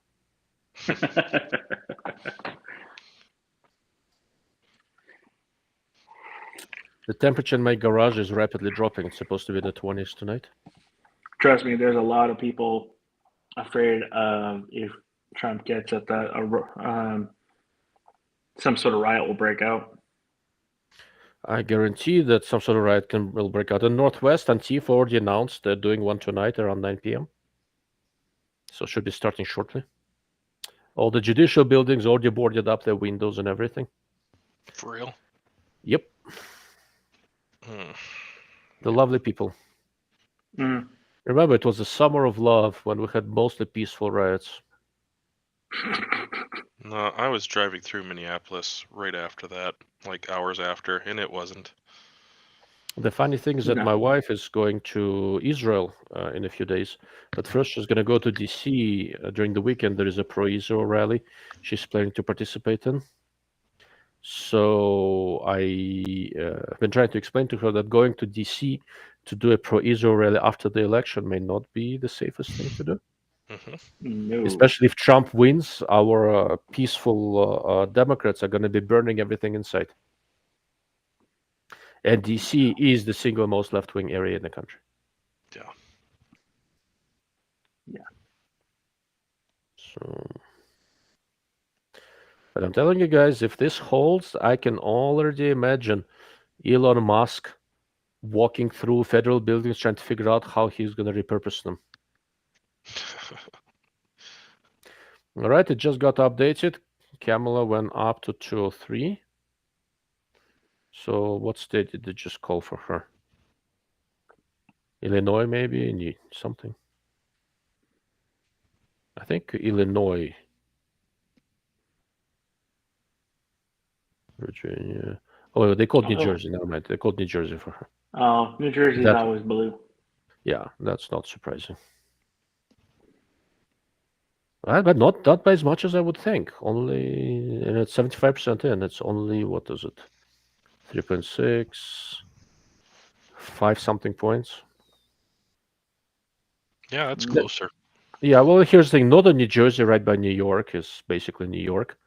Southern New Jersey is actually a surprisingly decent place by and large. Well, other than the part next to Philadelphia, like Camden is redefines the word ghetto. Yeah. Minneapolis, Minnesota, actually, this last election was surprisingly more conservative than it had been for a little while. It was closer. Okay. Andrew, can you explain to me how come, like, Minnesota is still 0% in? It's a big scam. I don't know. I don't understand, because I actually looked up online what time Minnesota was supposed to projected reporting. On Google right now, it says Carmel is 54%, Trump is 49.9 or 43.9 for Minnesota. Yeah, that's closer than people would assume when they see Tim Walz run around. Oh, I thought you'd be happy that instead of going to Washington, D.C., your lovely governor is going to stay with you. I did invite him to church, actually. I've invited him several times. You were hoping that he's going to burst into flames when he crosses the threshold? No, but I would love to have a conversation with him. I'd love to sit down. All right, Mr. Northman says, back from hockey. What did I miss? You missed a whole glass of bourbon.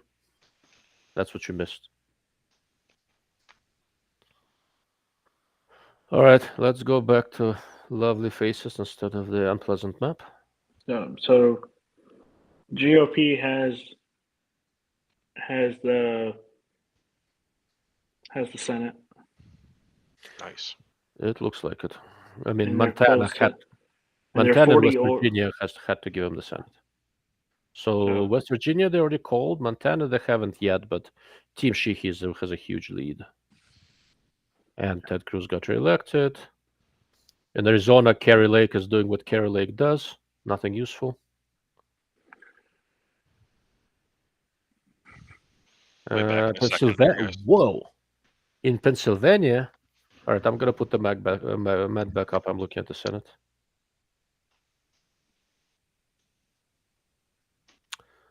So in Pennsylvania, Dave McCormick with 77% of the votes in actually has a lead over Bob Casey. That's not bad.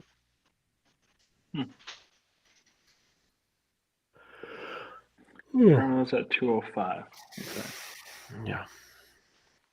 So Republicans pick up 2 seats in the Senate. Yep. So the implication is that they're probably going to be in control, very likely. At least for a little bit. They're going to retain Arizona. They retained, unsurprisingly, New Mexico, which is very unfortunate. Our senator from New Mexico is, he's a jackass even by California standards, and it's a high bar to clear. Adam Schiff is now in the Senate. Wonderful. Adam Schiff was a representative where the area where I used to live in California. Mm. Lovely slime ball. And in the House, of course, everybody in New Mexico is blue. See, like the fact that they are blue outside of Albuquerque, like the southern area, going blue is a little bit odd. Mm. Although there's Las Cruces there, maybe. There's just not enough people in New Mexico outside of Albuquerque to make any sort of a difference. So, but right now it looks like 1 picked up seat for Republicans in the House and 2 in the Senate. Okay. Well, Paul goes, so Antifa has riots pre-planned, yet the FBI still says that right-wing extremism is the biggest threat. Washington, D.C. is clown world. That is very, very true. One of the biggest reasons why we want to have Republicans back in power is that since all the 3-letter agencies have been trying to put Trump in jail for the past 4 years, well, more than that, very thoroughly, we really want somebody to get in there and impress on the federal agencies that their job is to not be partisan. mm-hmm. I'm hoping that if Trump, if he gets elected, has the resolve to do it. Basically, just go take every political appointee, throw them all out on their ass, every single one, top 3 layers, without trying to sort them out. Because the rank and file at most of these agencies are just normal law enforcement officers trying to do their job. Right. But the top 3 layers just need a lesson, it sounds like. We'll see how that goes. No major changes. Oh, Trump is 247 votes. It was 246. What happened? Oh, they called one of the main ones for it. Okay. So the other ones are still up in play. Okay. Arizona has shifted very, very slightly toward Trump, but it's still 0.4%. It's within margin of error. Right. If he gets Pennsylvania and he gets Pennsylvania and any other state, well, other than Maine is too small, and he's in. He's got it. I don't know. There's always the question of mail-in ballots and how many of them they'll be able to print tonight. Right. How many dead people voted? Yeah. But right now, like I said, Pennsylvania, Michigan, Wisconsin, Arizona, and Maine are leaning red, which makes me cautiously optimistic. Which is such a political turn of phrase, but it's accurate. Wow.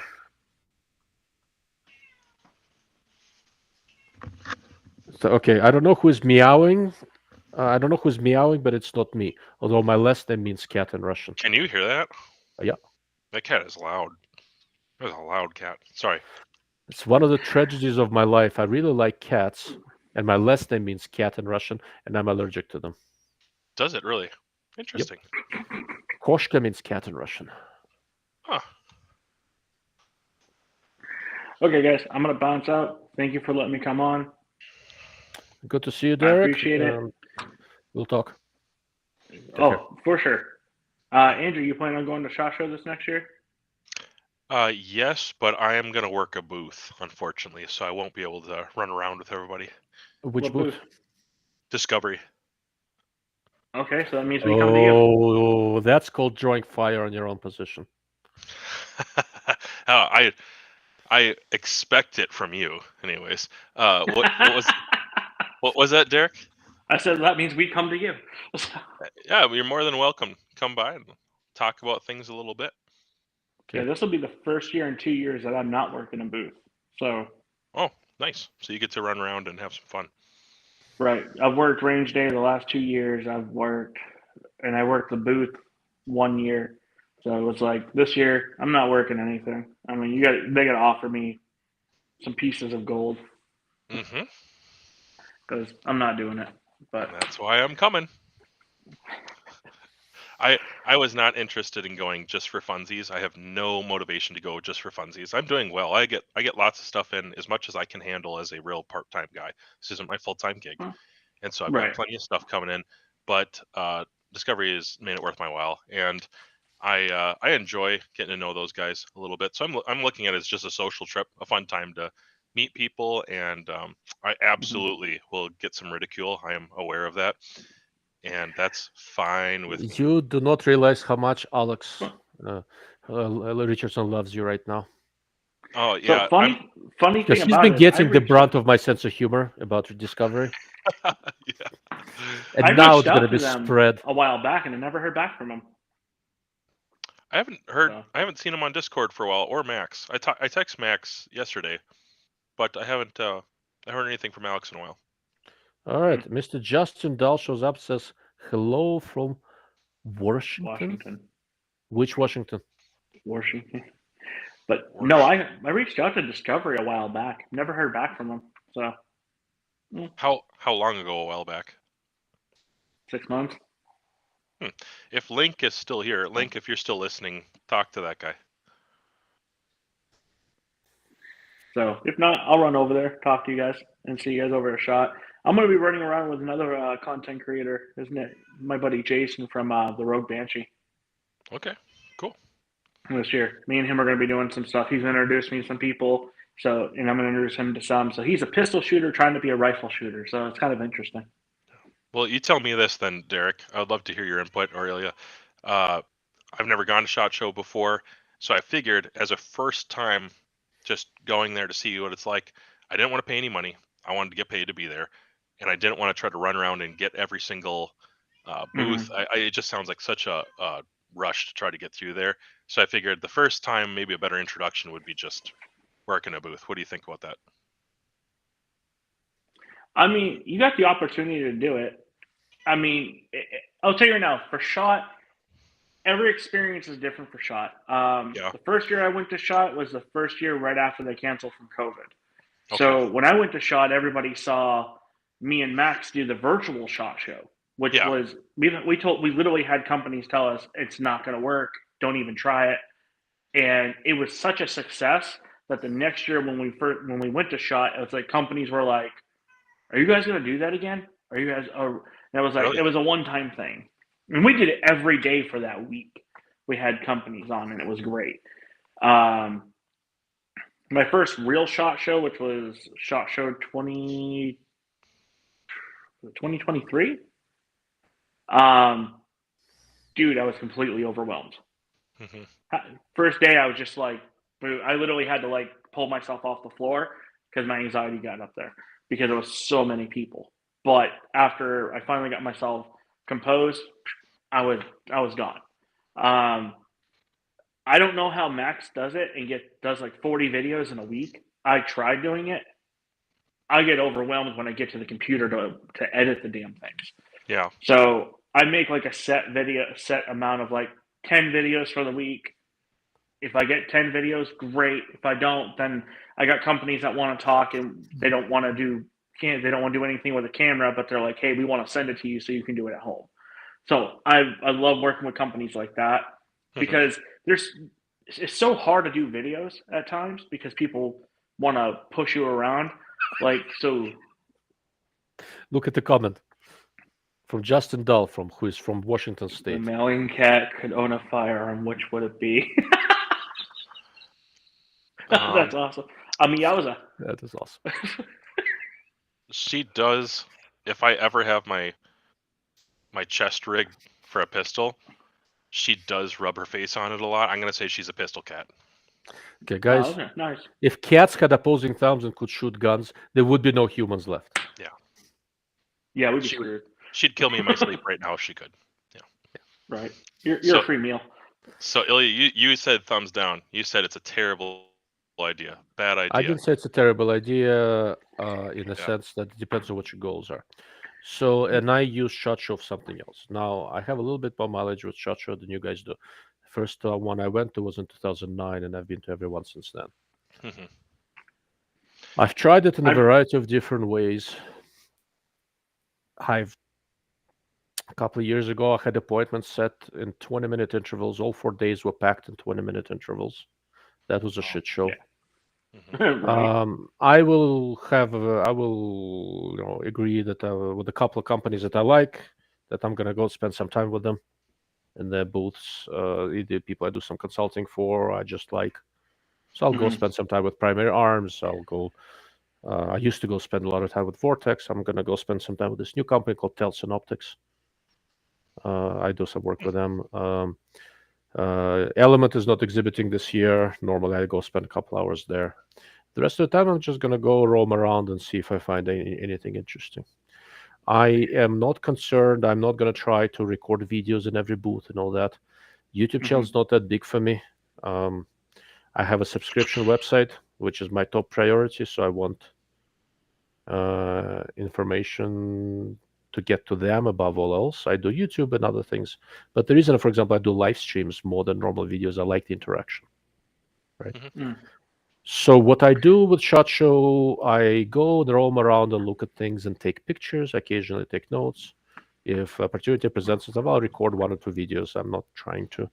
But every day, if my voice still holds up, I will go to my back to, in this case, it's going to be an Airbnb. Usually it's a hotel.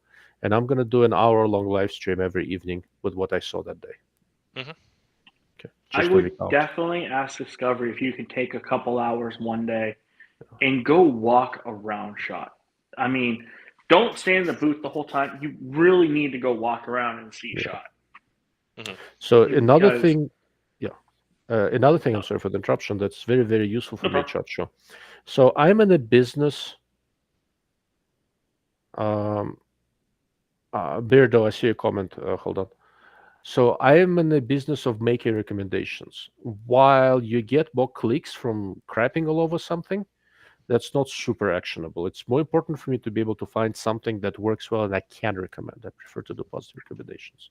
SHOT Show is where I can pre-filter a lot of stuff. Right? There are a lot of things that I refuse to do a review on because if I'm relatively confident it's going to be a negative review, I don't want to spend time on it. I don't have that much time. Mhm. SHOT Shows where you can see a lot of this stuff altogether. Sometimes you can tell something is good immediately. Sometimes you can tell something's crap immediately. The majority is you can't quite tell from indoors. But I can pick up enough here and there that I can kind of figure out what I want to review during the year. I don't do any of my reviews lightly. I spend a significant amount of time on everything. So I can only do a small number of them, and I'm extremely thorough. Mhm. So I have to have the means to pre-screen things so that I don't get something in here that's not worth spending time on. Yeah. And SHOT Show Right. is very helpful for me for that. Well, guys, I'm heading out. You guys have a good night. I'm going to try to get Right, some Derek? sleep. I got to be up early to go get my son. Good to see you, Have fun, sir. guys. And bid you guys farewell for the night. Yeah. Have Farewell. a great night. Thanks for joining us. You do. You're welcome. Right, Mr. Beardo, who is in Nevada, says, I'm going to be here Monday night. I have a show for you to see. I am not. What kind of show? So I'm going to drive up to Las Vegas on Sunday night. Monday is the range day, which, by the way, Andrew, if you can, you should do. That's where you can actually shoot stuff. And Monday night, I'm sure I'll be having dinner with somebody. What show did you have in mind? And if it's a strip show, I'm not going. Unfortunately, I have to go check my ticket. Discovery's handling everything for me, Okay. but I'm probably flying out and I'll get there in the morning, which Mhm. means I probably wouldn't get there until midday for the. I don't know what time things start. I assume they start Monday morning. So range day, you need to have a separate invitation on. hmm So if you do have an invitation for the range day, Yeah, I think I have everything. They just want me to be at everything, so I'm everywhere. but is Discovery at range day? I believe they must be supplying optics to somebody and collaborating. Okay. Even if you only get the midday, it's still worthwhile. So Okay. second half of the day is busier. First half of the day it's media. Only second half of the day they also allow buyers from different companies in. So Mhm. let's see. Okay, Mr. Beardo says Variety starts at 7:30. Yeah, let me know what that show is. I don't know. So the way over the next month, all sorts of various invited dinners and all that sort of stuff are going to be scheduled in. So then I'll know my schedule. So right now I don't know if I'm busy Monday night or not. All right, let's see what's happening with the election. Okay, it is no real changes since I was here last. 247 Trump. One of the votes from the state of Maine was called. Pennsylvania. It's 82% in. It's looking fairly red. Michigan, 49% in, and the gap got bigger, more than 2%. Look at that. I don't know though. I'll be Yeah. honest. I would be super surprised if Michigan actually went red. Yeah, so would I. But Wisconsin, 50, what is it? 2.6, 3.8% difference, 77% in. Yeah, Pennsylvania and Wisconsin would be enough. And Arizona is counting very, very slowly. Same as what we saw last time. And still nothing on Nevada. And nothing on Minnesota. So let's see. I'm gonna take a look at a different website and see if they have any different information. Also, relatively similar looking map. So they already called Minnesota for Democrats with the 10 votes. Arizona is leaning red, according to them. Nevada is a toss-up with 6 votes. Pennsylvania is a toss-up, but they're also saying Georgia and North Carolina are a toss-up. And okay. So North Carolina and Georgia, they're saying are leaning red. Which what are they saying? Okay, you're still seeing the Delaware. Okay. Minnesota. Yeah. Okay. Very interesting. So they're for Maine, they're calling only one vote for Trump and one vote for Harris. And Nevada, they're saying is toss-up but leaning red. How interesting. Yeah, it's weird because I thought I must have misheard. I thought this year, to avoid confusion, that things were supposed to be in before midnight or counted up before midnight, and I thought there was some sort of expectation of a fast result. I think Georgia said that. Was it just one state? Okay. I could be wrong, but I remember I think I remember Georgia saying something like that. Well, after last time, it's probably a good idea.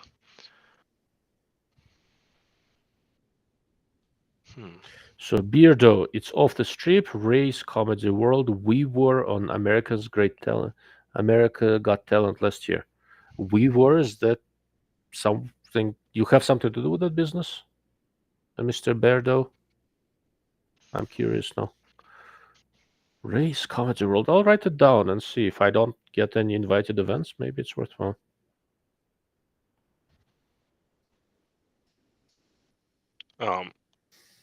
Has participation in SHOT Show from vendors or from brands been less the last couple years?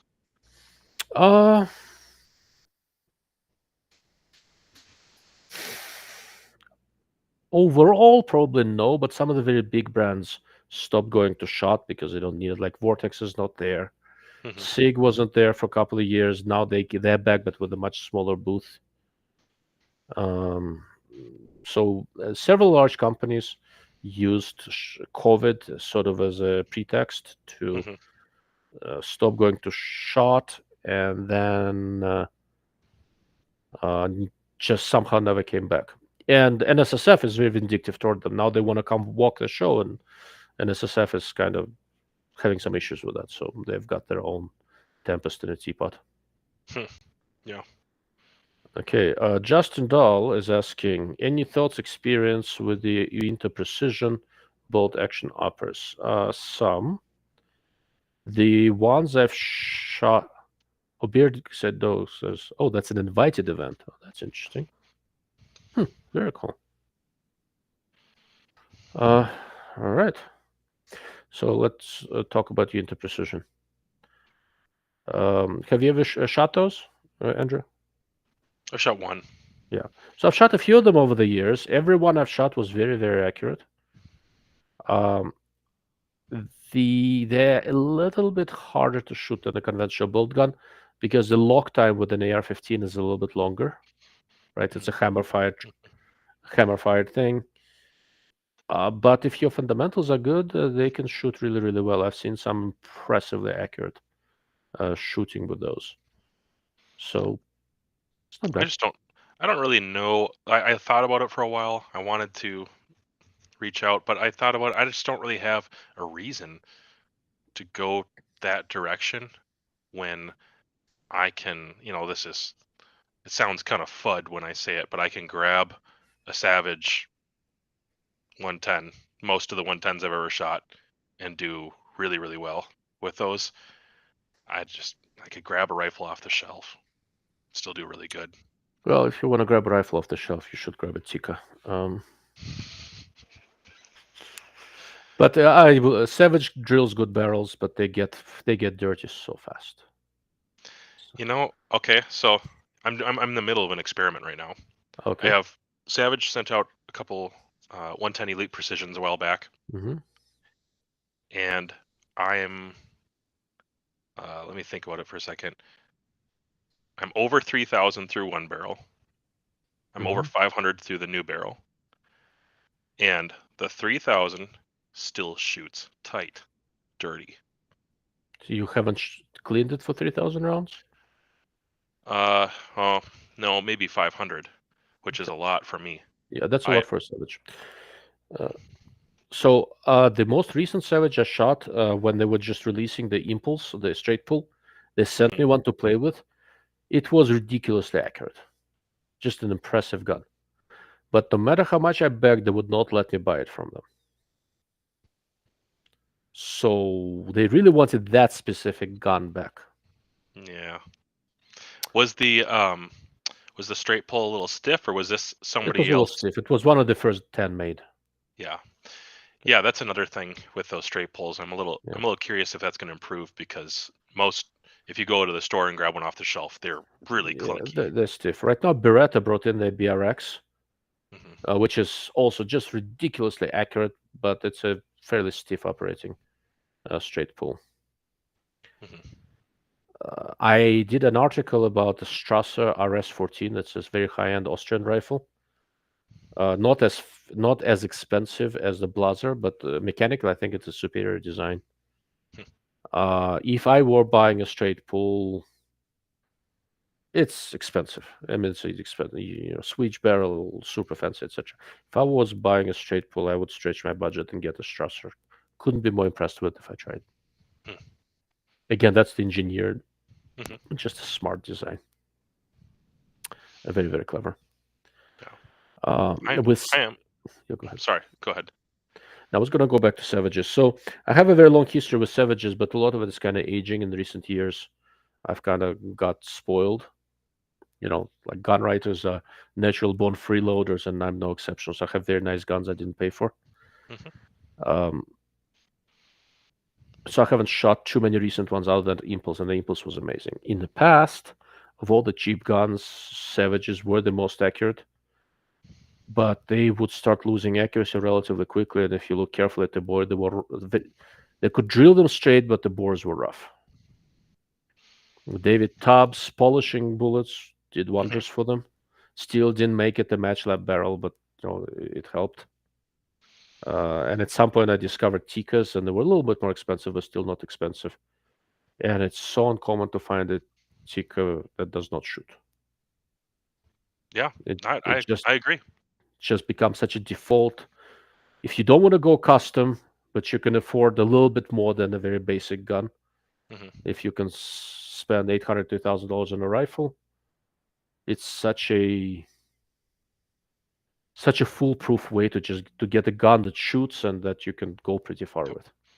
Yep, the territory I'm from, and most people that are in rural areas, anyways, when they hear the prices of what a custom is going to cost them, 90% of their application is hunting, and they shoot 2 matches a year, and so they're like, I think I'll just go with this one.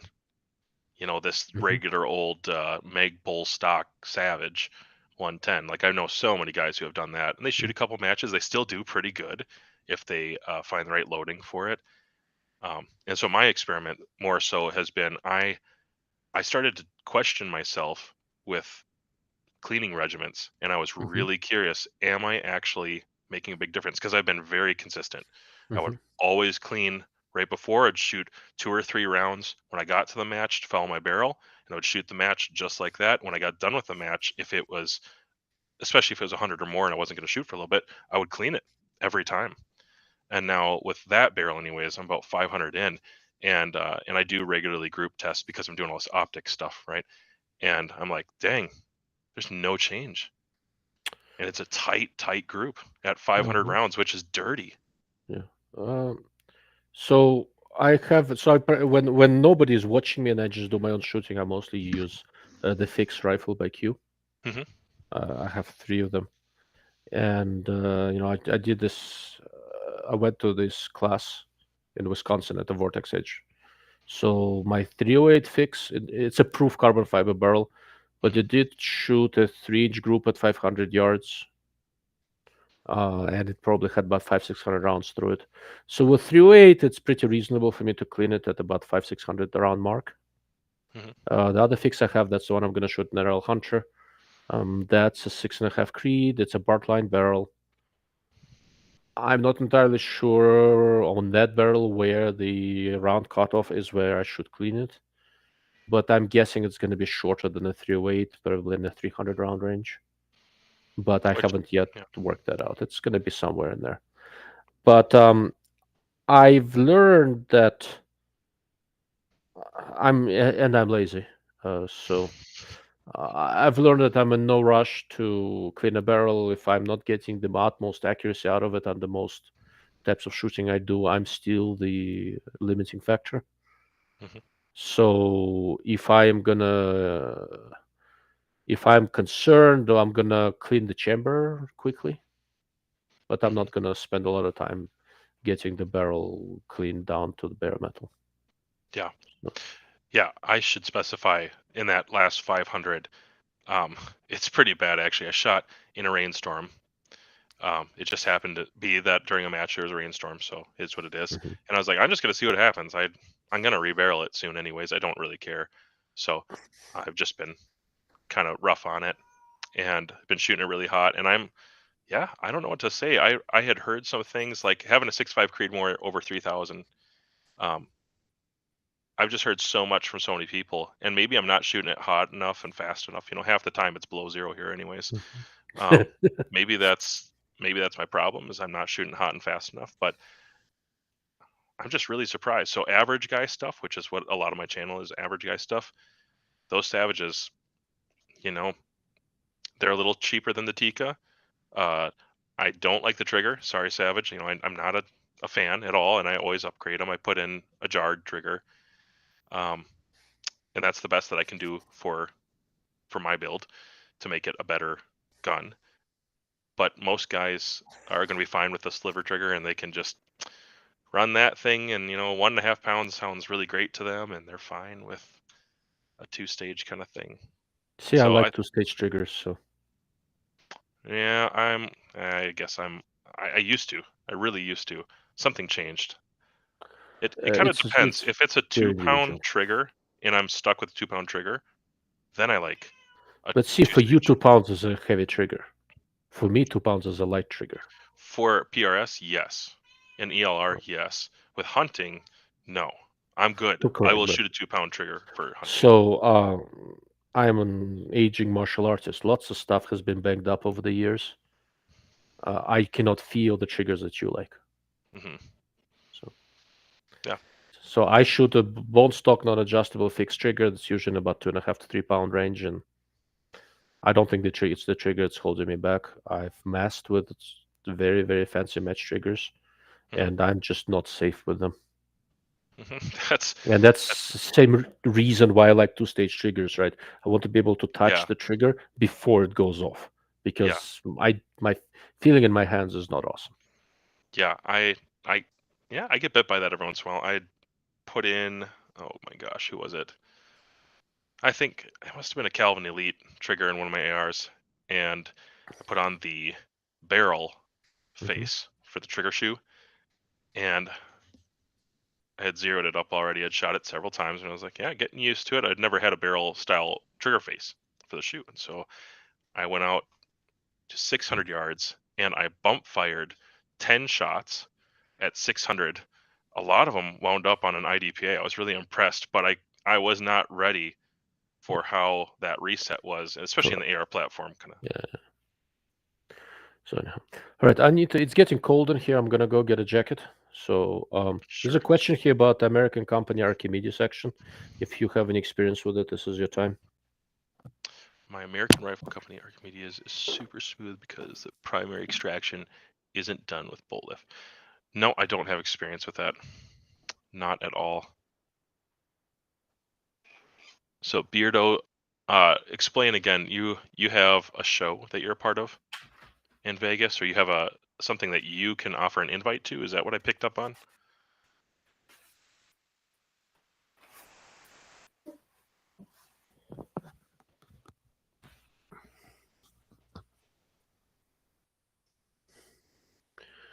Any experience? No, I don't. Not on that. Unfortunately, I have not shot with that one either. I've heard of it. I mean, there are a couple of actions that ARC does, and they're reputed to be quite good. For what I've seen of them, they're quite good. But I have limited experience with them. So it sounds like you are you producing content in the next month for SW or with the SWFA? Maybe. Okay. So, I mean, on their new stuff, I've already written an article for Guns and Ammo on it. Remember, I do a lot of things. Print media is one of them. I'm hoping that to get one of the new scopes before soon enough with the new reticle. So I have the 10 power here, but it's with a new turrets, but old original mil quad reticle. I've briefly played with the 10 power prototype with the 3 reticle. I want to, the way it's sized, I think it's going to look better in a 12 power. So if they can get it to me quickly enough, I'm going to do a first look thing fast, because there's enough questions. SWFA is kind of in this interesting spot where, in principle, I mean, the way modern scopes are, SWFA fixed power scopes look a little antiquated, right? But on the other hand, there is certain grace and simplicity in the fixed power design. And if you want a Japanese-made scope, unless you want to pay 1,000 plus, there are very few options that you have, right? Yeah. In a 900 something, you have the tracked 2.5 to 15 by 44, which is a nice scope. But in under 400 range, if you want a Japanese-made rifle scope, that's going to be the SWFA fixed power. And there's a lot you can do with that, right? I mean, I have an old sight focus SWFA 10 power, 10 by 42 HD. the new 10x42, and I also have a 10x42 US Optics FX10, which is a nice scope. Mhm. So one of the things I'm gonna do, I'll once I'm done with the Burris match that I'm preparing for, I'm gonna go shoot an NRL Hunter match with a Mosin Nagant and a 10 power scope on it, just for shits and giggles. Yeah. There you go. That'll be interesting. Well, before you think I'm completely batshit crazy, which is not terribly off base, uh, I have a couple. I collect old Mosins, right? I like Mosin Nagants, especially the Finnish ones. They had this target variant called Mosin 2876. In the 70s, they rebuilt a few in a biathlon style stock. They picked them for accuracy, put dual aperture sights on them, etc. They were used in various military competitions by the Finns before they went to the TRGs and all that sort of stuff, all the different new Sakos. But they're legitimately accurate. They built about 3,000 of them. I think 800 or so were imported in the United States. And out of those 800, I have 3. Oh, yeah. Cool. So most of them are dual aperture irons. When I lived in LA, I used to go to the range over there, set up next to some dipstick with more money than sense, with like Accuracy International, Schmidt and Bender mounted backwards or something, and I'd shoot him with an old Mosin with dual aperture irons. Wow. But one of the Mosins I have does have a scope mount on it. A few of them did. Okay. So I can put a scope on it without destroying, drilling, and tapping anything, etc. Yeah. I cannot put a muzzle device. It's going to be bare muzzle. Mm-hmm. But with the 10 power scope, it's not a light. It's a wooden stock. It's not a lightweight gun. It's a 26, 27 inch barrel, 762 by 54. But these are legitimately accurate guns with nice triggers and all that. These are military competition rifles, and they use them as sniper trainers. Yeah, I have not seen those. I've never seen one in person. Anyways, that's cool. I think I have a video on that somewhere. I started briefly a series, then I kind of lost focus. It was called Guns of the Dark Lord. Because people were asking me what I shoot, and one of them was on the part 2 was on the Mosin Nagant. Keep in mind that video production is not what I'm good at, right? Beardo has a 2876 stock. That's a nice stock. Here's the link to the video. Okay. So, yeah, last year, this kid, I have a one of the few on-site gunsmithing programs here in my city, and so our community tech school here is it's getting pretty committed with this gunsmithing program, and everybody comes out there to work on shotguns and pistols and wheel guns and stuff, and then they start to get into precision rifle and kind of figure stuff out. So this kid comes in the program at like 18 and he says, I got this Mosin Nagant and I know you shoot long range. Will you take me out? And I said, how much ammo do you got? And he's got the stumpy short one. The one with the folding bayonet or without a bayonet? No bayonet. So M38. I have one of those. Yeah, some of them are actually surprisingly accurate. It looked like it got used like a baseball bat quite a few times. Okay, that's not surprising. They went for World War II. Yeah. So we went out and 300 and 600, and he's using irons, obviously. And it took us 50 rounds to hit a full-size IDPA at 600 yards. But I will tell you something, with that old oily ammo that he was using, it danced around that IDPA dangerously close for 49 rounds. And I told him, I've seen people do worse with their 7mm and their 28 Nosler and whatever else. I've seen people do way worse than what he did. I was actually kind of surprised at how consistent it was, and it was mostly windage issues. So Mosin is a very funky looking action. There's a reason it looks so weird. It was designed in 1891 by a Russian engineer, Karlin Mosin. It's called Mosin Nagant because the magazine system was from Emil Nagant from Belgium. back then it was before communists came to power, so they had some amount of respect to intellectual rights. And Paul Mauser, while being a great gun designer, was even better at writing patents. Okay, so they designed it in order to work around a variety of patents filed by Lebel in France and Mauser in Germany. Mm-hmm. And even the magazine, they kind of did themselves, but then Emile Nagant from Belgium filed a lawsuit, and they had to call the rifle Mohsin Nagant instead of Mohsin and pay him royalties. Wow. Okay. Yeah. As Beardo over there just consistently pointed out, lots of Mohsins have a sticky bolt. It's not the smoothest running action in the world, although my 2876s are not too bad. But surprisingly, a lot of Mohsins shoot. A lot of their bad reputations because ammo is crappy. But a surprising number of Mohsins shoot. I have an old Russian manual that actually tells you how to tension the barrel, put in spacers and stuff to accurize them and all sort of stuff.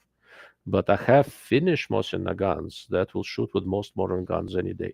And not only 2876s, M39s as well. So, wow. I mean, with the 9130 Mohsin that I put a scope on, I used to comfortably go and hit plates at 700-800 yards without any issues. Mm-hmm. Right. Yeah, now, you don't want it to get too hot. It's a long, flexi barrel, but yeah, I'm impressed, like ammo wise. Mm-hmm. Just what that bullet is to have consistency out of those bullets. Do you remember which ammo the guy was using? No, I'm not well versed in Mohsin Nagant. Was it military surplus ammo or was it modern ammo? No, this was surplus. Yeah, so there are a lot of different options. So, but there was several that were surprisingly accurate. So in terms of velocity, bullet weights, etc., it's close to 308. It's between 308 and 306, but it's run at slightly lower pressure, so it's ballistically very, very similar to 308 if you put a good bullet in it. Yeah. There are precision loads from Privy, Partisan, and Cellular and below. Mm-hmm. And they used to, when we could import them, there were some Russian loads from Barnaul that were surprisingly accurate. Oh, yeah. Speaking of, Russian steel case stuff in general, has Palmetto State Armory, do you know if they've launched steel case in-house ammo? I don't know if it's in-house or not, but they were talking about it as part of AAC, I think. Yeah, I was curious if that was ever going to pick up for 7.6239 stuff to get that going. I hope it does. Let's see. They do have steel-cased ammo for sale, but Global Ordnance stock. I don't know. We need to go talk to them at SHOT. So I don't have too much insight into it. I've been leaning more toward the precision side of things for a while. And I generally have enough ammo that I don't like for plinking ammo. I don't have to buy anything for a while.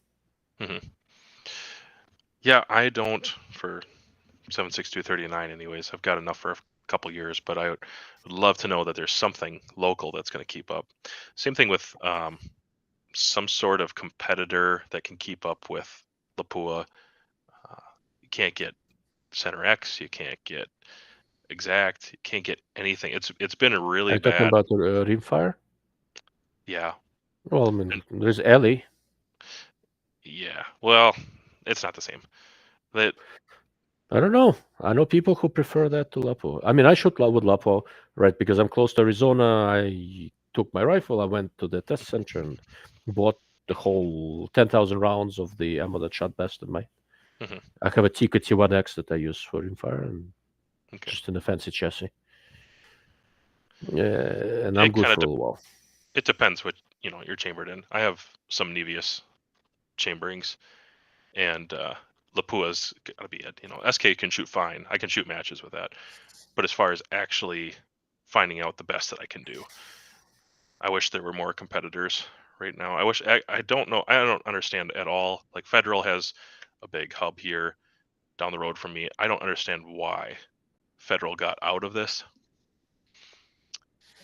We have for the same reasons why Bushnell is having issues. Same parent company.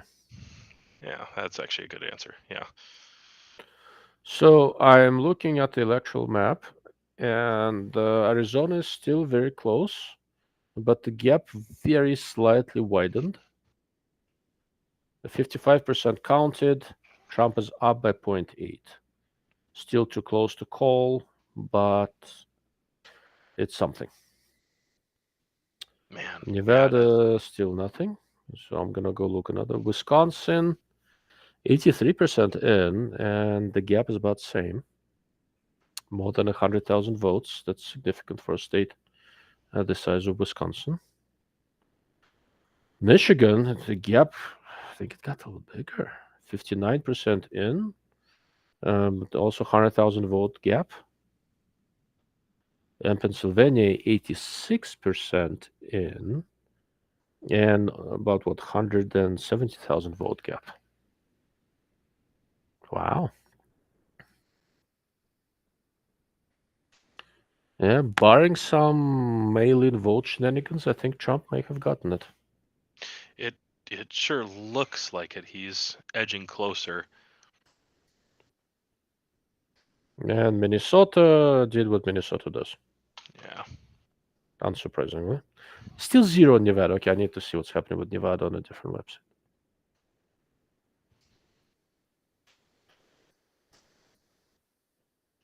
Nevada election results.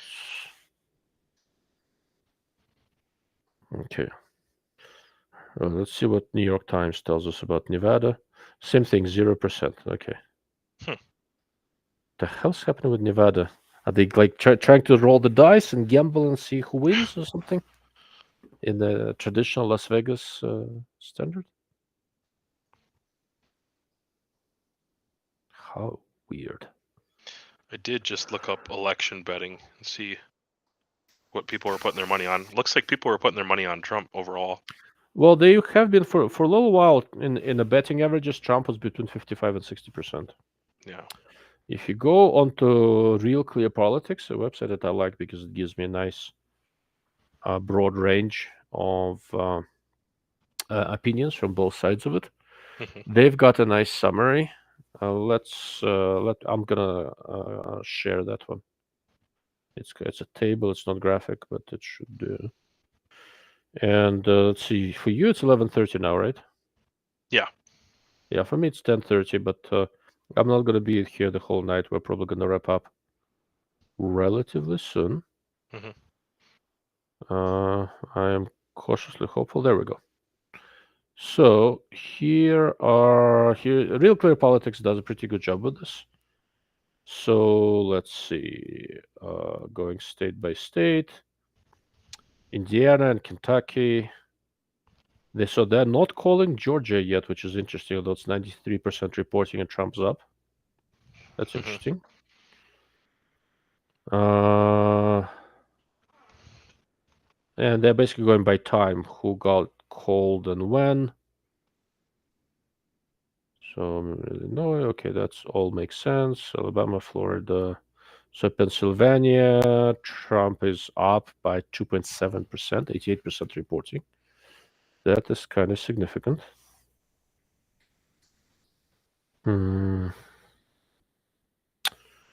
Arizona, the Trump is slightly up, more than 50% reporting.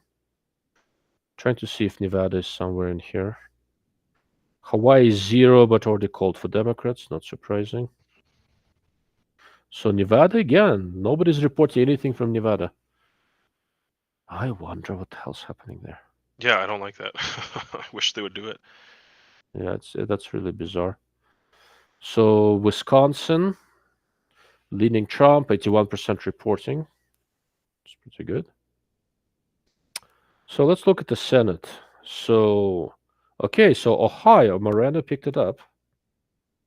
That's good. So that's the two that they got. Republicans pick up West Virginia, Jim Justice won, and they pick up Moreno, but they should also pick up Montana. Montana is not cold yet.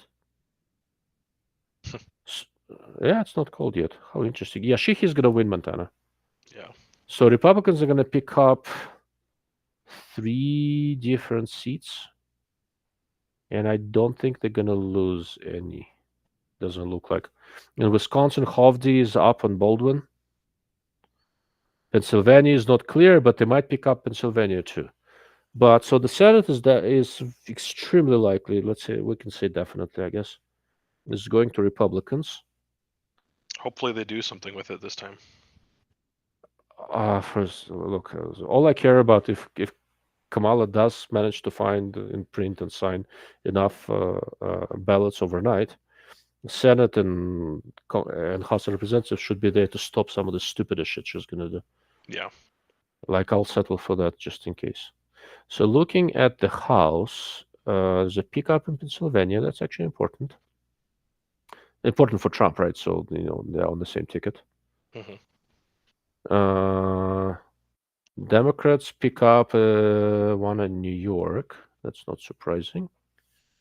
So a lot of these are a little bit too hard to tell. New York, Michigan. I'm looking at Michigan. It can go either way. Okay, so far so good. Governor races, no real changes. They haven't called Montana yet, but it's going to go to Republicans. New Hampshire is very interesting. It's Republican is ahead right now. I'm not entirely sure what to make out of that. Interesting. So if you think, well, if it does go the conservatives' way in general between House and Senate, do you think the I can't remember what the name of the law is anymore. The suppressor. What is that suppressor bill? Do you think that it's the NFA, New National Firearms Act. The well, there was a Hearing Protection Act, right? Yeah, they tried to push it. It kind of died. Do you think that there would be a revitalization of that if we had more votes on the table, or do you think people just don't care that much? If the House of Representatives stays as close as it is, I don't think it will get through. Yeah, it's a I shame. don't think people care about it that much. I think Hollywood managed to scare everybody with suppressors sufficiently. Yeah. And given that we're dealing with an average politician that has an IQ of a shoelace, it's just such a shame. It is a shame. It's a stupid thing. If people knew that they could be getting cans for a quarter of the price, if you just widen that competition, you could be getting these things for so cheap. Yeah, I know. Tell me about it. Look, it's a nice way of saying this. So an average American politician is a charismatic nincompoop. When you're about to get another political rant, so forgive me. When the country was originally founded, right, the founders have this vision of a citizen legislator who is going to put his affairs aside for 4 years or 6 years or 2 years or whatever, and go serve and then say goodbye to all this bullshit and go back to the real life, right? And the concept really was that your politician, your elected leader, was essentially a generalist. It was somebody who was not necessarily an expert in any one thing, but had a top level knowledge of a lot of different things and knew enough to be able to pull in experts from various narrow niches to get their opinion on. But then this generalist, the citizen legislator, was the guy who would actually be making decisions. Mm-hmm. And then over the years, as the republic got more mature and the government got bigger, getting elected became infinitely harder. Getting elected is hard. And instead of a generalist becoming a politician, now we have specialists who become politicians, and they are specialists in one thing, and one thing only. They're really, really good at getting elected. Yeah. Okay. Being a politician became a standalone profession. To get elected, you don't need to know anything. It doesn't mean that all of our politicians are complete ignoramuses, right? But the majority of them are, and if they aren't when they get to Washington, they become one after a couple of re-election campaigns. They have to be charming, they have to be charismatic, they have to be pleasant, they have to be agreeable. What they don't have to be is competent. Mhm. And that is a fundamental problem in our political system, the way we have it right now. Basically, if you are pretty, you go to Hollywood. If you're not pretty enough to go to Hollywood, you go into politics. It's the same personality traits. Yeah. Yeah. So I guess I would go to politics then. Shoot. You think you're charming enough for that? I'm not. Well, I'm definitely not agreeable enough to be a politician. I'm not agreeable enough, but I'm pretty pleasant with people who are really mean to me. I would say if I do have a skill, it is being really nice to people who hate me. I'm pretty good at that. Yeah, I don't even have that going for me. Yeah. I'm just generally disagreeable. Yeah. So here's a question. Mhm. Left field question for you. Go for You it. deal with optics. You're an opinionated person. You have sway and influence Mhm. in things that people, at least in our niche, care about. Do you Within reason. find, yeah, within reason, you find people sucking up to you because you have a position of influence? Yeah. Ever like you get a optics company that, you know, Yeah, they do. hey, yeah, they kind of suck up because they Mhm. want that, buttery relationship, and they're just hoping that you gloss over something or you just ignore something. Yeah, they're in for a rude surprise, but yes, they do it all the time. Yeah. Yeah, I imagine from time to time somebody discovers it didn't work with you, huh? It never works with me. Yeah. So I'm very open with things, right? So I, before the product is released, I will afford them all sorts of courtesies.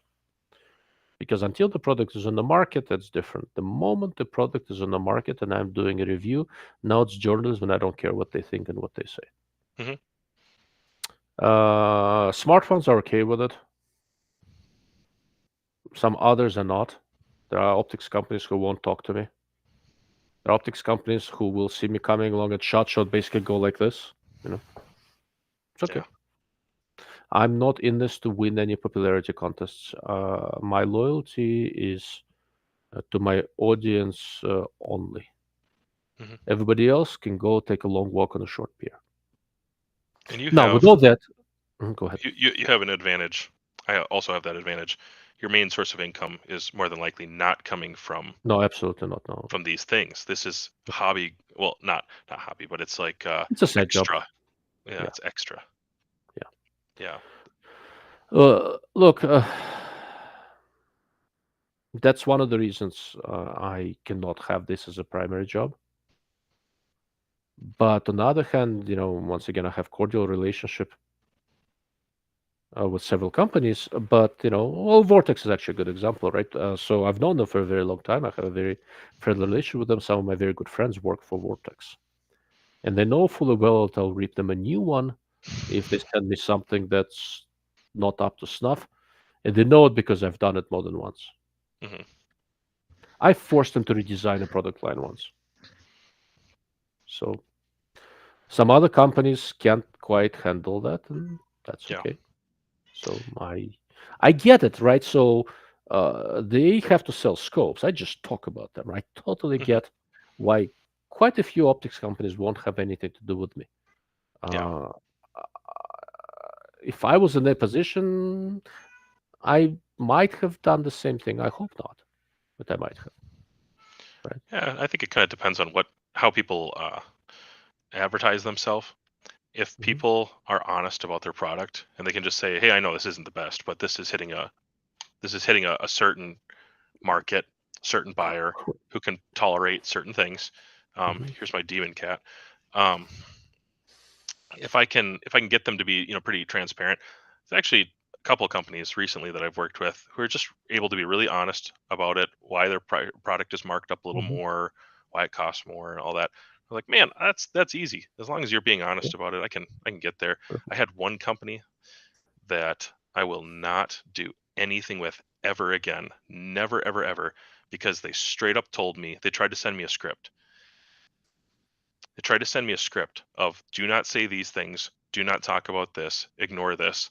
And I put it in a box and I sent it back. I said, not a chance. There's not a chance I'm doing any business Will you with you. disclose who it was? I'll tell you after. Yeah. Okay. See, one of the things they've learned is that I will not hide who was a jackass to me. Everything Yeah. is public. Don't care. Yeah.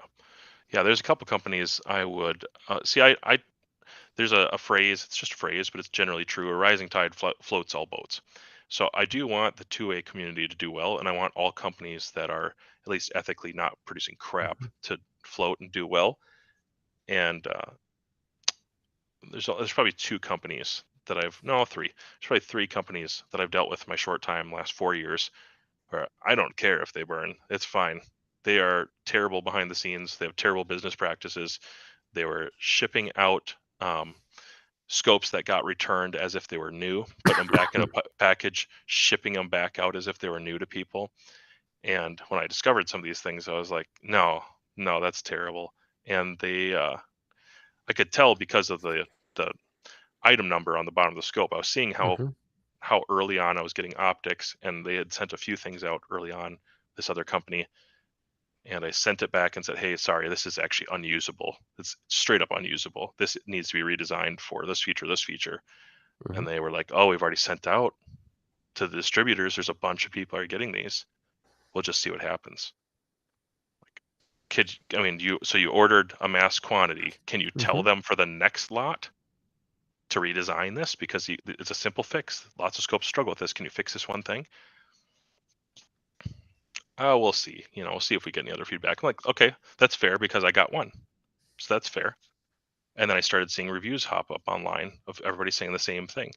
It's been 3 years and that scope still has the same stupid problem. And I guarantee they're still boxing up the returns, cleaning them up if they're good enough, sending it out to another person. Yeah, that would not surprise me. So Mr. Baird over there goes, I seem to have the skill of finding every asshole in show business. I lived in Los Angeles for 28 years. You want every asshole in the show business? Move to LA. It won't have to look very hard. Yeah. So California does bad things to people anyway. At SHOT Show, I'm just staying Monday through Thursday. I think just Monday through Thursday. So I've never even been to Vegas. I'll start with that. You give me some advice. You seem like somebody who doesn't put up with nonsense. So I'm not interested in going out and partying and doing all this dumb stuff afterwards with all the other guys. But I am interested in networking possibilities in the after hours. Is there much on site for that sort of thing, or do people tend to go out? So I'll be honest with you, I don't know. So there are parties and all that different companies organize. Usually you need to be invited there.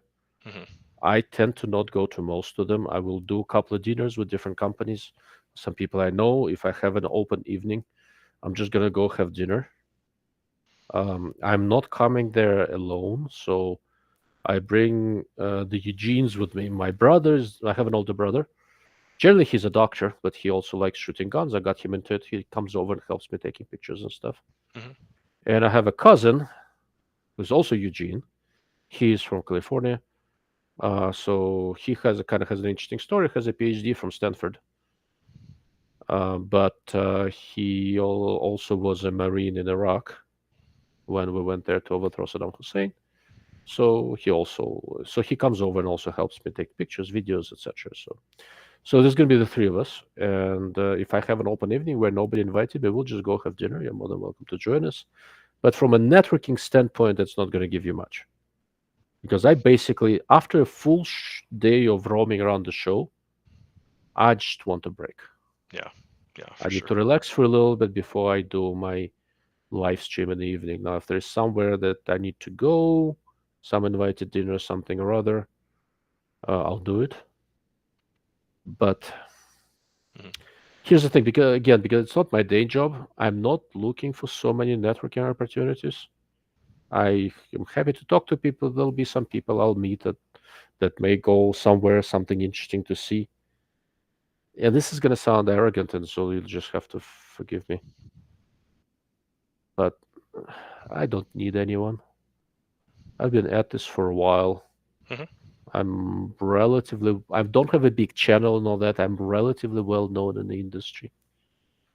I don't need favors from anyone. Yeah, it's If I nice. really want to look at something, I can look at it. Mhm. It's So a good place to be at, isn't it? yeah, I'm rather enjoying it. Yeah. But also, my day job, more than 90% of it is within the DoD military world, and there are 2 active wars happening right now. Mhm. I've never been this busy professionally in my Really? life. Every time I go, so my company's in Dallas. I live in Albuquerque, so I work remotely and I travel. Every time I travel, I submit an expense report. The funny thing is that I submit the expense report, and I sign the front of the check, then I sign the back of the check when I deposit it. It's the funniest thing. I mean, I have administrative people. They look over to make sure I didn't miss something, but it's, Yeah. you know. I think I just submitted my 27th trip report for this year. Oh wow, it's a lot. Yeah. That's one of the reasons I can not do the volume of the reviews right now that I can.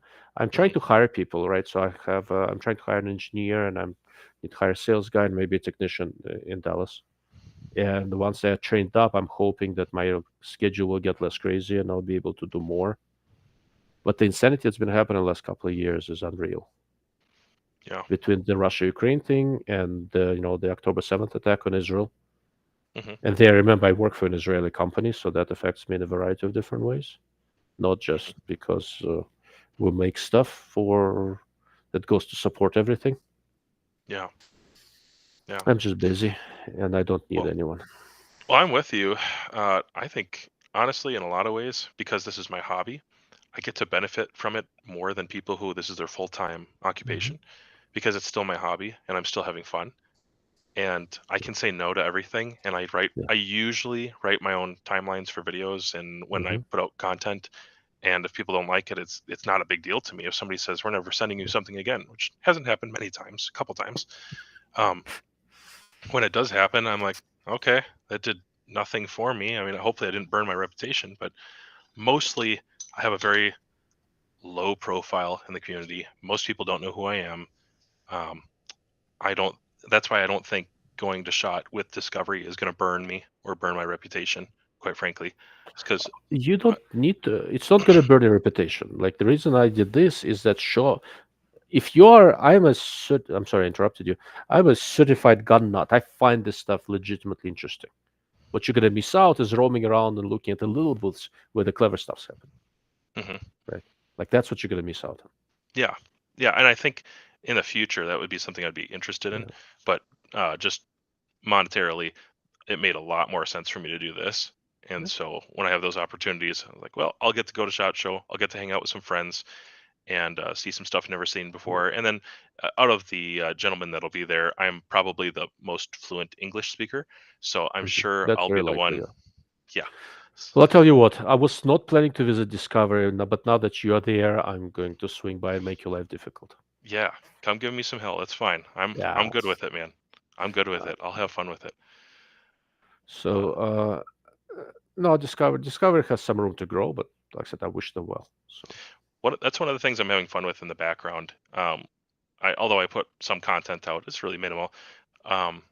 In the background, having conversations with a growing company. They're about 300 employees now in their factory, which by China standards is super tiny.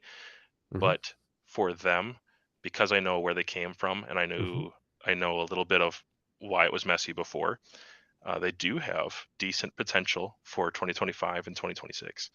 I think there's like very likely, depending on, let's say that Trump wins, we could check the map. But if Trump wins, if he makes it hard on China, there are some ways around this. And originally I was thinking, if it's really hard to import, this could be hugely detrimental. Costs are going to go sky high. The competitive nature of some of these optics is going to go down, right? Yes.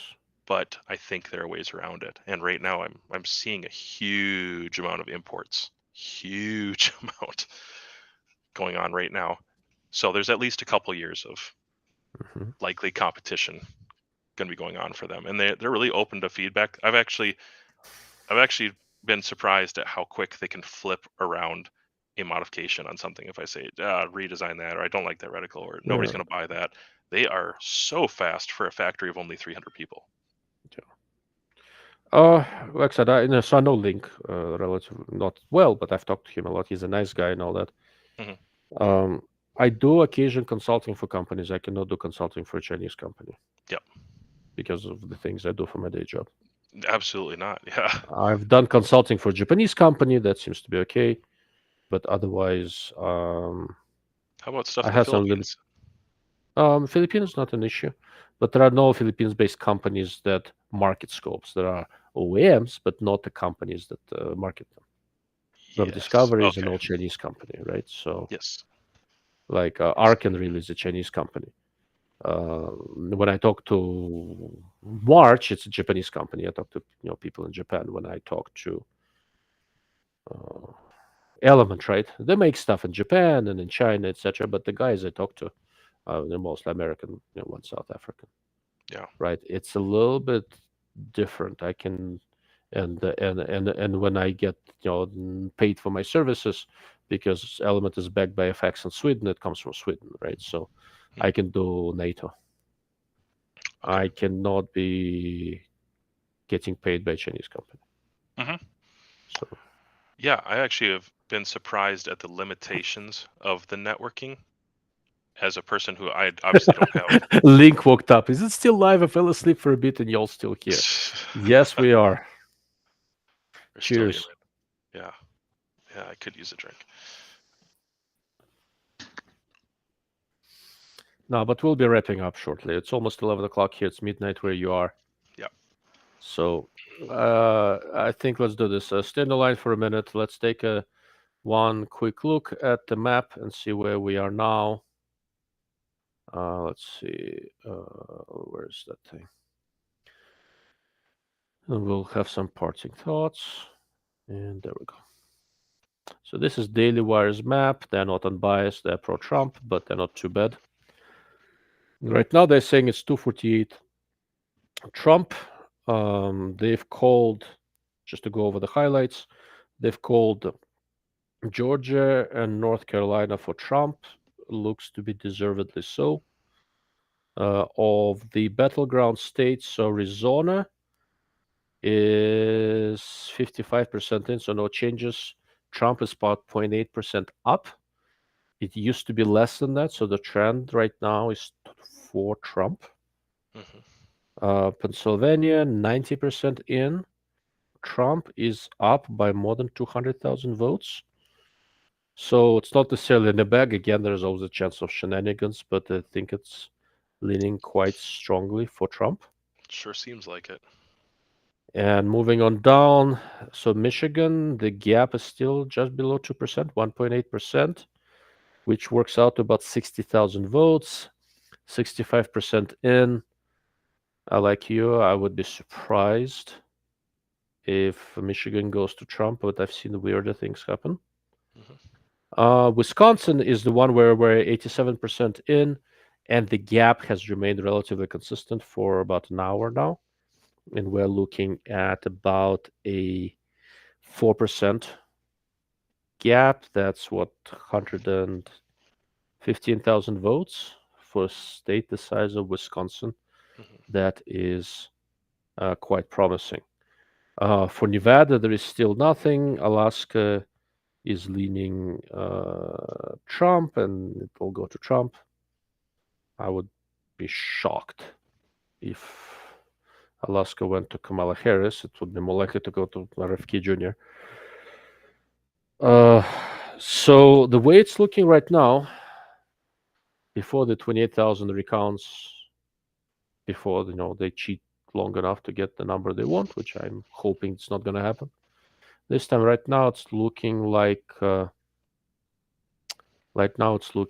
we are going to be.